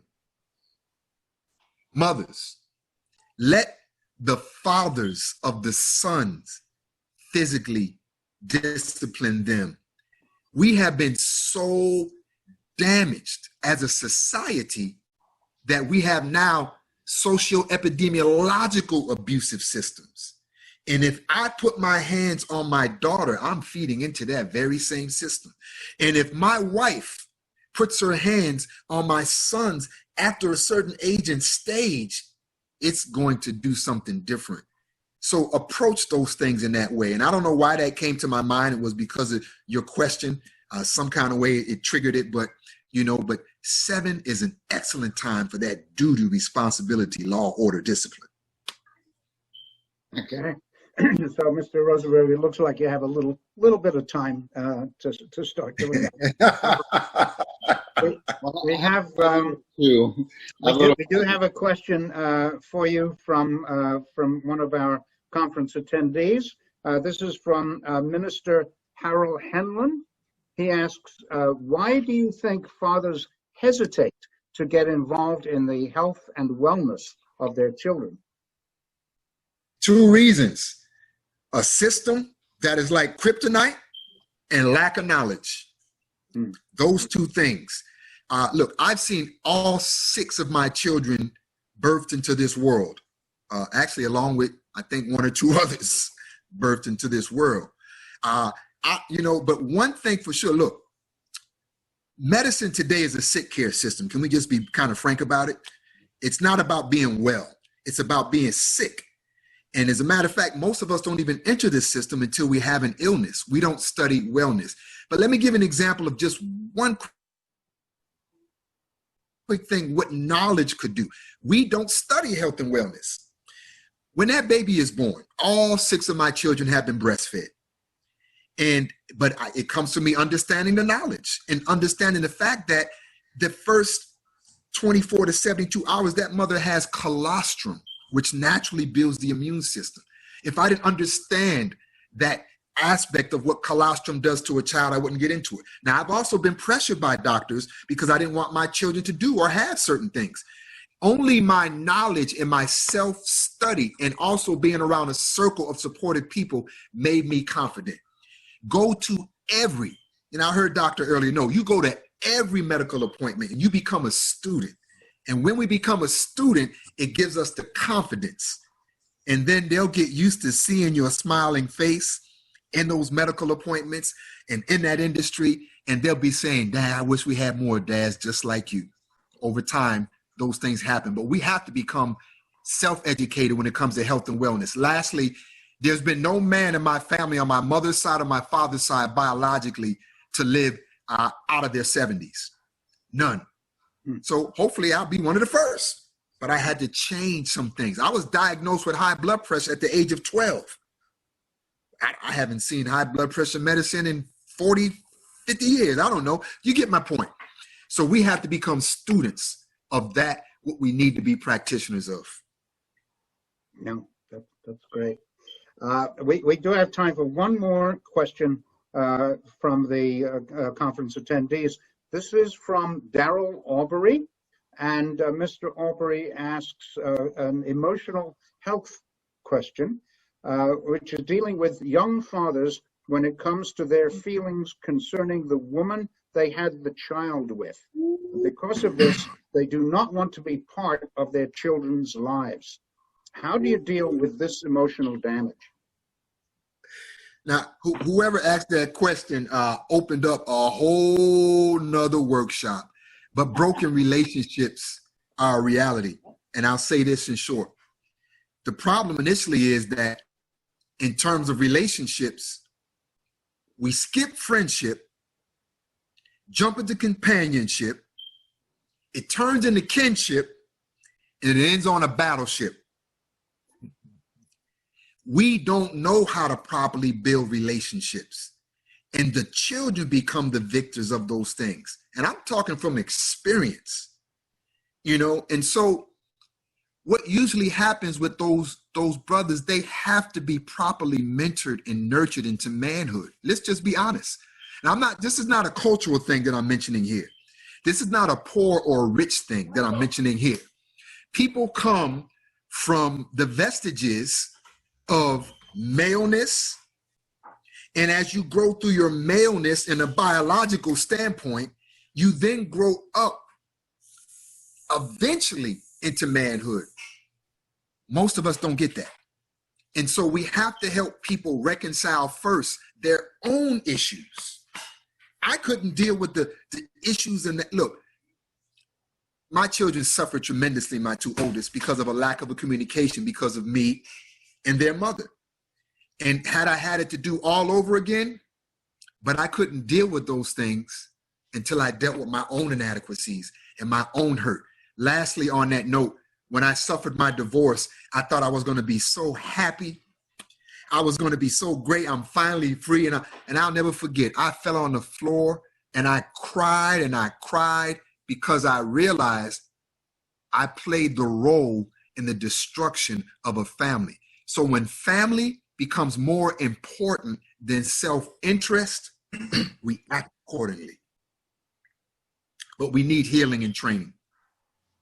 Yes, indeed. And unfortunately, that is all the time we have for questions. But again, let me remind you that we will answer all of your unanswered questions after the conference. And Brother Lyle has certainly given us a lot to think about. So thank you so much, Brother Lyle. It was wonderful. And our final speaker today is Dr. Etione Alderondo, who will explain how fathers advocate for social justice reform and healthier and safe communities. Dr. Alderondo is the Executive Director of the Melissa Institute for Violence Prevention and Treatment, which focuses on developing safe and healthy communities by engaging local talent. Previously, Dr. Alderondo was Director of the National Latino Alliance to Eliminate Domestic Violence and the Director of the University of Miami's Community and Educational Wellbeing Research Center. His research application includes social justice issues. Dr. Alderondo. Good morning. And I'd like to start by just expressing my hope that you and your loved ones are safe and healthy during these difficult times. And also by sharing the power of gratitude with you. And grateful to Dr. Johnson, Dr. Ikpisu, Brother Lyle, for sharing your wisdom and for your commitment to making the life of our men, women, children, and communities better. I am the director of the Melissa Institute, and for the benefit of those who are unfamiliar with our work, we were created 24 years ago following the murder of a young woman named Melissa Apman. Since then, the Institute has been at the forefront in the use of science for the prevention and treatment of violence at home and in schools and community. I want to invite you to visit our website, www.melissainstitute.org, and to follow us on Facebook and Instagram to make use of our free educational resources to help you and your loved ones thrive during these difficult times. We have a lot of interesting things there, free materials, books, webinars that I think will be helpful to you and your family in coping with what we're going through right now. It is an honor for me to be here today and to have been asked by Holly and the Fatherhood Task Force to say a few words in this important event. I have known Holly for and have been involved with the Fatherhood Task Force too since the inception of the task force. And as a result, I believe I'm both a better man and a better father today. I want to thank you, Holly, for engaging me, sometimes intentionally, sometimes unintentionally, on countless conversations about fatherhood, my father, my child, why I did the things that I did. It was, you've been an oasis of reflection for me for the last 10 years in this regard. So thank you and congratulations to you and to the task force on the 10th year. Thank you. Thank you. May I ask you to please put the first slide? So we live at a moment in the history of our nation and the history of the world of increased awareness about injustices and the involvement of citizens confronting issues like violence at home, the destruction of the environment, police abuses, racial injustice, the abuses of the free market, the loss of indigenous cultures, and economic inequality. This is also a time of awakening about the critical role of fathers, both in the healthy development of children and the prosperous development of our society. 15 years ago, there were very few books and conferences on the subject of fatherhood. It was hard then for both professionals and the general public to get a good grasp of the crucial link between fatherhood and the well-being of children and communities. Today, we have a growing number of organized efforts to promote the healthy involvement of fathers in their children's lives. And as you have heard from Dr. Johnson and Dr. Ipisu, we have brims of data supporting the wisdom of doing so. This conference is a testament of the growing recognition in our society to attend to the needs of fathers, to promote their healthy development, and of the need to engage fathers and give them the tools to be intentional agents of change and social reform. As a young single, may I ask you to please switch the slide? Next slide. As a young single clinical psychology student in the 1980s, I came across Neil Postman's book, The Disappearance of Childhood. The book's opening sentence reads, "Children are the living messages we send to a time we will not see." Children are the living messages we send to a time we will not see. At the time, all I thought was that was a profound statement, but I had no way of knowing how important a message it would become in my life. A decade later, our son Diego came into our lives. And I began to understand that looking at him from this perspective opened new possibilities for exploring the purpose and potential of our life together. So it's always emotional for me to talk about my son. Why are we here together? And where are we heading? In important ways, my careers as father and social justice advocate and scholar have evolved together.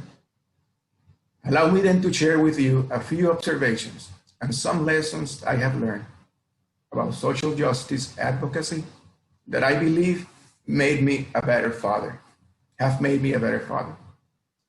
My journey and the lessons that I have learned, like the experiences of other social justice-oriented fathers of my generation, is by necessity both unique and common. My hope is that some part of this tale resonates with you and may give you more confidence in your efforts to help move the needle. So let's start with the obvious. The first lesson of social justice advocacy for fathers is this: life is unfair, really, really unfair. Talent is not equally distributed. Genetic traits and disorders are not equally distributed.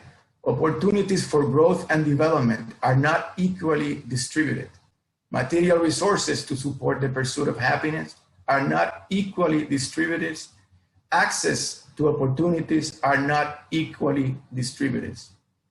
As fathers, it is important that we recognize that both the struggles and the well-being of our children are affected by these dynamics. In life, as in a puppet play, the puppeteer pulling the strings follows her own script and preferences. As puppets in a play, we don't have direct access to the reasoning behind the pulling. We just move. However, as fathers, we have the opportunity to become observers of the play affecting our lives and our children's lives, and to try to figure out the master plan of the puppeteer. And if we make it our purpose to try to do something to help the plan work better for your children, your family, and your community. May I ask you to switch the slide? You can, next slide, please. Yeah. Social justice lesson number 2. You don't need to wait for the right moment or for others to act in order to promote the conditions of fairness and justice where most people can thrive at home and in schools and communities. My advice today is to prepare yourself as fathers to intentionally work at editing the master plan of the puppeteer. If you make the promotion of fairness and justice a guiding post in your fatherhood trajectory, you will again and again find windows of opportunities to help refine and improve the master plan. Now, that life is unfair is by no means news. Unfairness and inequality have been major parts of life throughout history. But we forget that this is the case. We forget and we suffer what in the mid-80s Russell Jacoby called social amnesia, society's repression of its own past. This takes us to the social justice advocacy lesson number 3. Keep the history yellow sticky notes nearby. You will need to use them again and again. Keep the history yellow sticky notes nearby. You will need to use them again and again. As fathers, we are a repository of history, both personal and collective, to be shared with our children. As fathers, we owe it to our children to educate them about who we are, how we got to this point, the roadblocks that we encounter, and how we have gotten through them. When as fathers we parent under the context of social amnesia, we make it that much harder for our children to learn from the past, understand the present, and use this to build a better future for all. So as fathers, we must do all we can not to forget that in our society, inequities are not the exception, they are the norm, and they bring forth high levels of distress in our personal, family, and community lives. May I ask you to go back to the slide of the Little Prince? Can you go back? Yeah, thank you. Social justice advocacy lesson number 4. Now the next one, the Little Prince one. Like the Little Prince, social advocacy teaches us to be willing to risk leaving the safety of our home, the safety of our own tiny planets, to travel the universe, learn the vagaries of those in power, and find our way back to help build a better place. As fathers, this becomes a very important lesson for us, as well as an inspiration and a model to our children to follow. Make it a habit to ask the obvious questions, explore uncomfortable ideas, and ways of being, and bring back home what you learned to share it with your family and your community. You got to be the storyteller for them. You got to be the one that shares that knowledge with them. I consider myself fortunate that my father and my mother were empathetic, caring, compassionate, loving parents who exposed me to many of the injustices and suffering in our society at the time, and demonstrated the confidence in our abilities to change the conditions causing the suffering. I was privileged and honored that my father was a political scientist and my mother was a social worker. And each on their own way made it inevitable for me to reflect and think about how the talents that I have and the privileged positions in that we found ourselves have been afforded to me and to us for a reason that went beyond our personal satisfaction and enrichment. Lessons 5, 6, and 7. As a social justice advocate, I also consider myself fortunate to have worked alongside large numbers of committed people who want a more just and safe world for us. My friends in the field taught me that in addition to confidence in our abilities to change the conditions causing suffering, we need to be determined and understand the sources of resistance to change. If we don't know, as I mentioned before, the plan of the puppeteer, which includes the sources of resistance, we will continue to fail. They also taught me that the work can only be done if I took good care of myself, to echo what our pediatrician colleague has said. That is, if I was mindful of my physical and mental health. That was essential. It's essential for my work as a social social justice advocate and as a father. Being a social justice advocate for 25 years taught me to intentionally look at the way I relate to my loved ones, at home and in the community, through the lenses of fairness, justice, and love. This brings us to the last lesson that I'll share for the moment. And may I ask you, if you can, to insert the last slide. Being an effective father, the one of the statue, if you can. Being an effective father, like an effective social justice advocate, is a collective achievement. Again, being an effective father, like an effective social justice advocate, is a collective achievement. You can have remarkable talents allowing you to be effective on your own, but doing it in the company and in collaboration with others significantly increases the impact of your efforts. As I said at the beginning of this talk, we live at a moment in the history of our nation and the history of the world of increased awareness about injustices and the involvement of citizens confronting these issues. As a social justice advocate and as a father, I look forward to continue finding windows of opportunities and to work with others to help repair the world and make it safer and a just place to be. I encourage you to do the same for your children, your family, and your community. Our lives will be better for your efforts. Thank you.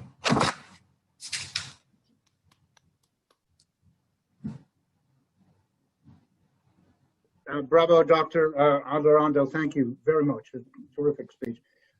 Here's our first question from the panel. It is from Jonathan Eastman, CEO of Brain Heart Guidance. Jonathan. Hello there, Dr. Alvarado. And I think that in a way that the whole conference has addressed this, and that is what effect does helping fathers deal with and work through childhood traumas have on their ability to then engage in social reform that will improve the lives of others? So how does that personal, become part of the collective effort? First of all, good to see you, Jonathan. And so listen, let me just start by saying the social justice advocacy work and reformist work is really not a mandate for everybody. And we need to understand this. I had many good friends and relatives and so on that had helped me understand over the years that if you invest heavily in being an individual with integrity, doing your work well, honoring your word, moving forward, taking care of your loved ones, that might be the most significant contribution and the best way that you can contribute to a fair and just society as we move forward. So the advocacy part is not a prescription for everybody. Now, this ties in with your question in the sense that many of us come in with a history. Our body keeps taps of our history. Our body keeps count of what we've gone through.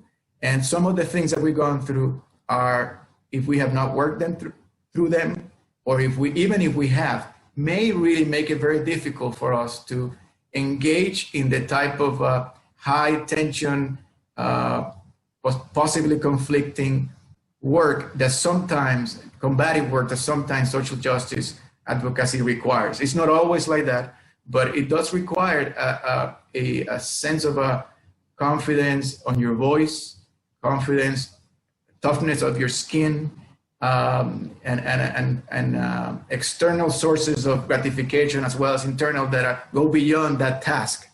Because if your previous work has not been done and help you deal with some of the traumas and the issues that you faced before, you might not be doing yourself a service by moving forward. That's what I'm saying. So it's a warning for those. And when I talk about social justice, I really want people to understand that this is not really, I'm not prescribing them to do this. This is not being moralistic. This is not being preachy in that sense. This is a vocation, and I think it's something that needs to be done right. My own son, I'm reminded of a conversation, and I have with my son. I have a wonderful son who is now a doctoral student in neuroscience at Harvard. He's a really great young scholar, great human being. And he was a little kid at one point, and maybe 11 or 12. And we were in the car, and he said, "Dad," he said, "Yeah." One of those dad, and you're like, okay. He said, "Yeah, you're fighting for social justice. You're doing," and I said, "Yeah. You know what? I am going to do it my way." And I remember it was a really courageous thing for him to say. It was like, I'm not picking the domestic violence fight. I'm not going for the streets protest. I am not. He's a very quiet kid. He was like, "I'll find my way." And he has. So I just, hope that answers your question. Hey, that was a great answer. Yes, a very good question. We do have a question from Brian Person, who is the care coordinator for Concerned African Women. Mr. Person's question is, what barriers do fathers face in creating a socially and racially just community for children that will lessen poverty and crime? Well, the barriers, as you heard through the panel, Brother Lyle and Dr. Johnson and Dr. IPQ, the barriers are not unique to fathers. We're dealing with systemic fathers, the systemic barriers that and roadblocks that are pervasive in our lives. And when I talk about being mindful of the master plan of the puppeteer, that's in part of what I am talking about. There's strings attached everywhere. There are really, and there are people with that intentionally and unintentionally are pulling those strings in directions that favors them. So we have to, that's just on the side to know that it's not just fathers. We all in this together that way. I think I'm reminded, for example, of other ways that fathers, the lack of voice and choice given to fathers in different institutional settings becomes a barrier. At school settings, in the health care. I remember when we were pregnant, my ex-wife was pregnant with our son, I would go to every visit at the doctor, but they almost they didn't know what to do with me there. They're like, they wanted me out of the room for some discussions. And I was like, who else is going to be in the room? I was, them like, it's the two of us, like, and the same happened at the first PTA meeting I went. There was a PTA meeting at school at local elementary school in the area. And I walked in there, there were no other fathers, there were other men. So they didn't know what to do with me either. They were like, it was like, okay, what committee can he be? How can we make it? And the lack of foresight or the inability to imagine the involvement of fathers in building our communities, I think it hampers us a lot. So we as fathers can help do that. We go and call Brother Lyle, call another father in the group and say, listen, let's come together and let's do it together. It's not something you can do alone, but you have to do it in the company of others. Okay, that's great. We're going to take one more question from the audience, from the conference attendees. This is from Dr. Ischaji Robertson, who asks, legally, I think that as a mental health professional, I can reach out and engage the father, unless parental rights have been terminated, even if the mother does not wish for me to. However, is it really important to attempt to persuade the mother on the importance of this from the onset? I'm assuming in a clinical setting, is that? I think more in a legal setting, I think that Dr. Robertson means. Yeah, I cannot speak with any kind of expertise on the legal piece. And perhaps some of the other panelists may be able to add. I think I'm just reading it. So Dr. Robertson is saying, legally, I think that as a mental health professional, I can reach out, but is it really important to attempt to persuade, is it important to, like, emotionally and socially persuade the mother on the importance of this from the outset, to reach out and engage the father, even if the mother doesn't want to? It's without knowing the details of the family history, I would say in general, it's not necessarily a bad idea to attempt to do it, but it is not a necessary, in my perspective, a necessary condition to engage the father. Because if you make it contingent, if you put any more roadblocks there to engage the father, then you're delaying the opportunities, to really get them involved. Of course, it would be better to have a collaborating partner working with you, but that's no excuse, in a sense, not having one, for really then engaging the father directly. Right. Well, and that is, in fact, all the time that we have questions for today. So thank you very, very much, Dr. Alvarado, for your timely and wonderful presentation. And here again is the fearless leader of Fatherhood Task Force of South Florida, Holly Zwerl. Thank you, Michael. I am absolutely blown away at all these presentations.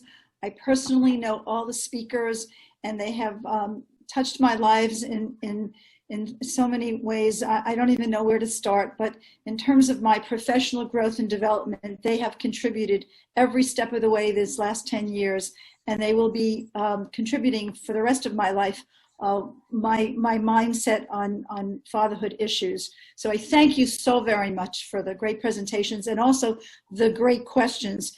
I think that we all can be very illuminated by what we've shared so far. I just want to share some final thoughts for everyone, and it's based on my experience. I am urging everyone to really support fathers speaking up. And I'll give you an example. I have gone to many, many conferences and meetings where I am the only person in the group that talks about fathers. When they talk about parenting issues, they focus on mothers.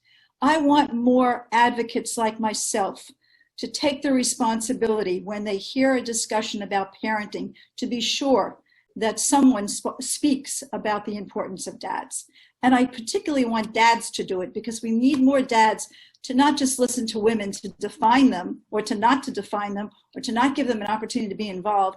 We need fathers to say, wait a minute, I would like to share my perspective on this issue, because that's how women learn and that's how other men develop confidence. When other men speak up, they then can join them. So I'm urging fathers, if you're involved with community groups or in community organizations that you work in, or if you have any contact with legislators, to make it a point of using your voice. I want to just mention, Brother Lyle talked about the five pieces that are very critical to him. Your voice is critical, and in every way, shape, or form in your life, you should be exercising that in positive ways. And the last thing I want to tell you is, I want to share with you a mantra that I have about parental social justice. And the word that I am really focusing on right now is the word REAP, R-E-A-P. I want everyone to remember this. I want everyone to take this in as their parental social justice Bible, if you will. And it stands for R is for rights, E is for equity, A is for access, and P is for participation. Let me just give you a quick rundown, and then I want to hear the final thoughts of Dr. Johnson. The dads need to know what their rights are. And you need to know before you become fathers, what are your rights? What are your paternity rights? What are your rights if you don't have your name on a birth certificate? What are your rights if there's a separation and divorce in terms of visitation and shared parenting? This information is available to you, and it is important for you as you go through your education and you learn about science and math. These are issues you should learn about before you become parents. Equity, that means equal distribution of services. So fathers need to have access to information, and all of our speakers spoke about that. And let me mention what I mean. When you are expecting a child, you are entitled to have the information, just as the pregnant mother is, to what it means to breastfeed. The information regarding every aspect of that pregnancy, that should be your information that you also hear, so that it empowers you. It gives you an opportunity to be more involved and to have equitable contact with the doctor and with the services that are available. Access, critical. I think it was mentioned early on that some of the speakers mentioned that they didn't have access or weren't welcomed into schools and so on. Access to medical records, access to school records. Very important that you know what your rights are. And if you look at any school system, it's all spelled out. If you are left out, dads, speak up, call someone. We heard from Dr. Lynch earlier how fathers sometimes are not on school forms. So when there's an emergency situation, there perhaps is only one parent, and oftentimes it's the mother. And of course, participation, and this is critical, and that is, we want to know that the programs that are available to parents are also including fathers, so they have every opportunity to participate. Lastly, I want to just share one story that has haunted me ever since I heard it from this young 17-year-old child. And he said to me, Holly, to this day, he said, when I go to bed at night, I have dreams, I have nightmares. Who is my father? I want to know who my father is. And he searched, he calls people up. So keep that in mind, guys, when you think about becoming a dad, or it's a purposeful decision to become a father, because children really want to be wanted and loved. Thank you so much. I want to just turn to Dr. Johnson. I'm looking forward to your final thoughts with regard to all of the speakers' discussion, and let's hear what Dr. Johnson has to say. Thank you so much. Well, thank you again. And we have heard from some amazing speakers. And I'm just inspired even more to continue to do the work to advance the cause of our families and our children through responsible parenting, which includes a strong emphasis on fatherhood. As I was listening, and before I just highlight some of the things I heard from each of the speakers, it reminded me of the fact of that African proverb, it takes a village to raise a child, and that we all have a role to play. We need Holly working with the task force. We need Brother Lyles doing what he's doing, talking about genius. We need Dr. E. Piasu talking about health. And we need Dr. Arando talking about social justice. All of us have a role to play. And I really like what Dr. Arando said. He was very, I wrote my doctoral thesis on collaboration. And what he says, being an effective social justice advocate, means that it has to be done as a collective achievement. This is a collective achievement of all of us coming together to make, fatherhood an important issue in the life course of our children and our communities. Dr. E. Piasu talked about how important it is that we understand the father's impact. Health impacts a child's health. She used terms like epigenetics, the science that studies heritable changes caused by the activation and deactivation of genes without any change in the underlying DNA sequence. Essentially what she's saying is that father's health affects children from birth on. And it's very important that we understand how a father's health affects the child from birth and at different stages in life. She talked about, preconception and at conception and post-conception. And she talked about how a father's health, obesity, STDs, smoking, depression, substance abuse, all these things affect the child. It affects how they support mothers. It affects how he's available to provide support, but it also provides insight into how his health affects who he is and how he thinks about himself as a person, as a human being. These issues associated with health and mental health, and Brother Lyles talked about it, these are things that relate to self-improvement.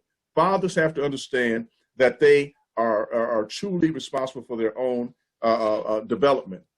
Brother Lyles talked about we have to have the change in language and focus and generational trauma, generational healing, so important. He said, he had his five things. Every child should speak 2 languages, particularly one that's not of their own native language. Learn how to do something with your hands. Sounds like Booker T. Washington to me, and Booker T. Washington is one of my heroes of history. Learn how to form some form of self-defense, helps build principle physically and spiritually.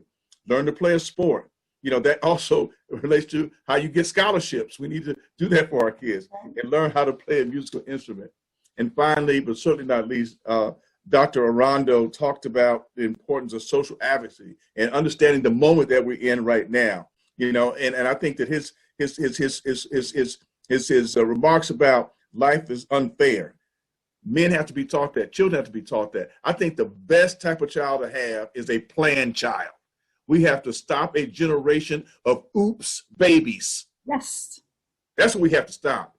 All right. And so this means prevention. It also means intervention. He talked about you don't need to wait, for the right moment. The time is not now because you got the master puppeteers trying to direct everything, but you can get control of your own life. You have to keep your history on yellow sticky notes and keep it nearby. I love that. And also he talked about we have to learn the science of resistance. I think that's so important because what we need to understand and what's minimized in history, and it kind of goes back in terms of what Brother Lyles said as well, the absence of understanding your history is also not understanding the history of resistance. It's so important because once you understand resistance, you understand that we've been fighters all the time and we got to keep fighting. We got to make this world a better place. And the way we do that is to continue to do the things we do through this conference. And Holly, I commend you again. Thank you so much for the opportunity to share. And I'm just going to say it does take a village. All of us have a role to play. And thank you for bringing all of us together to show that we all play important roles. They need us on that wall. They want us on that wall. And here we are. Thank you. Thank you, Jeffrey. Thank you, thank you, thank you, thank you, thank you. You are truly inspiring and will be for the rest of my life. So take care of yourself. Take care of your health, okay? You too. I will do that. Okay. Anyway, what you saw just now is how history is made. Everyone who spoke today is making history just by sharing your voices and your ideas and your perspectives. And I also want to mention, we urge both men and women, to take on the leadership role in the fatherhood movement and join wonderful, amazing people like Dr. Jeffrey Johnson, because your life will just be so much more enlightened. I'm pleased. I also want to just recognize Dr. Etione. I am so proud of you when you said we are pregnant. And I hope that phrase is one that men expect to share when they share with their family members and others, that we are pregnant concept, because that draws them in immediately. So thank you for that very, very much. And I also want to mention that we're so privileged to have everybody involved today, but I also want to involve and say thank you to some of our change makers over the past 10 years that have made the Fatherhood Task Force possible. So with that in mind, okay. First, our dedicated board of directors, who are the beating heart of our organization, and we thank all of you from the beginning to the end. Thank you so much for your participation. Next is our wonderful advisory committee. They're research folks as well, and they're the brains behind our ongoing success, so we thank you so very much. And kudos to the muscles that help me pull everything together, actually, our donors, which provided us with the funding to help us provide some of the programs that we're providing for you today. They were the lifeblood of our organization. And lastly, kudos to the muscles that help us pull this all together. They're an amazing, hardworking team. I couldn't have done any of my work without them. So thank you so very much. And finally, to the creative team that has helped me get through the last year of planning. Virtual conferences are challenging. They're fun. I've learned from Dr. Jeffrey Johnson that you can survive a virtual conference, and I think we did, and I think we did a great job because of all of you. So thank you so very much. We're very, very grateful, and my love to all. Thank you so much, Holly, and thanks to everyone for attending the 2020 Fatherhood Conference. Please leave any questions that you have remaining on the Q&A box, and also leave your contact information and let us know how you would like to get involved. And again, we will answer any unanswered questions at a later time after the conference. And also stay connected with us. Please go on our website, which is www.ftfsf.org, or call us at 305-812-4000, and visit us on Facebook and Instagram. One last request, please answer the short 3-question survey that will pop onto your screen when the conference ends.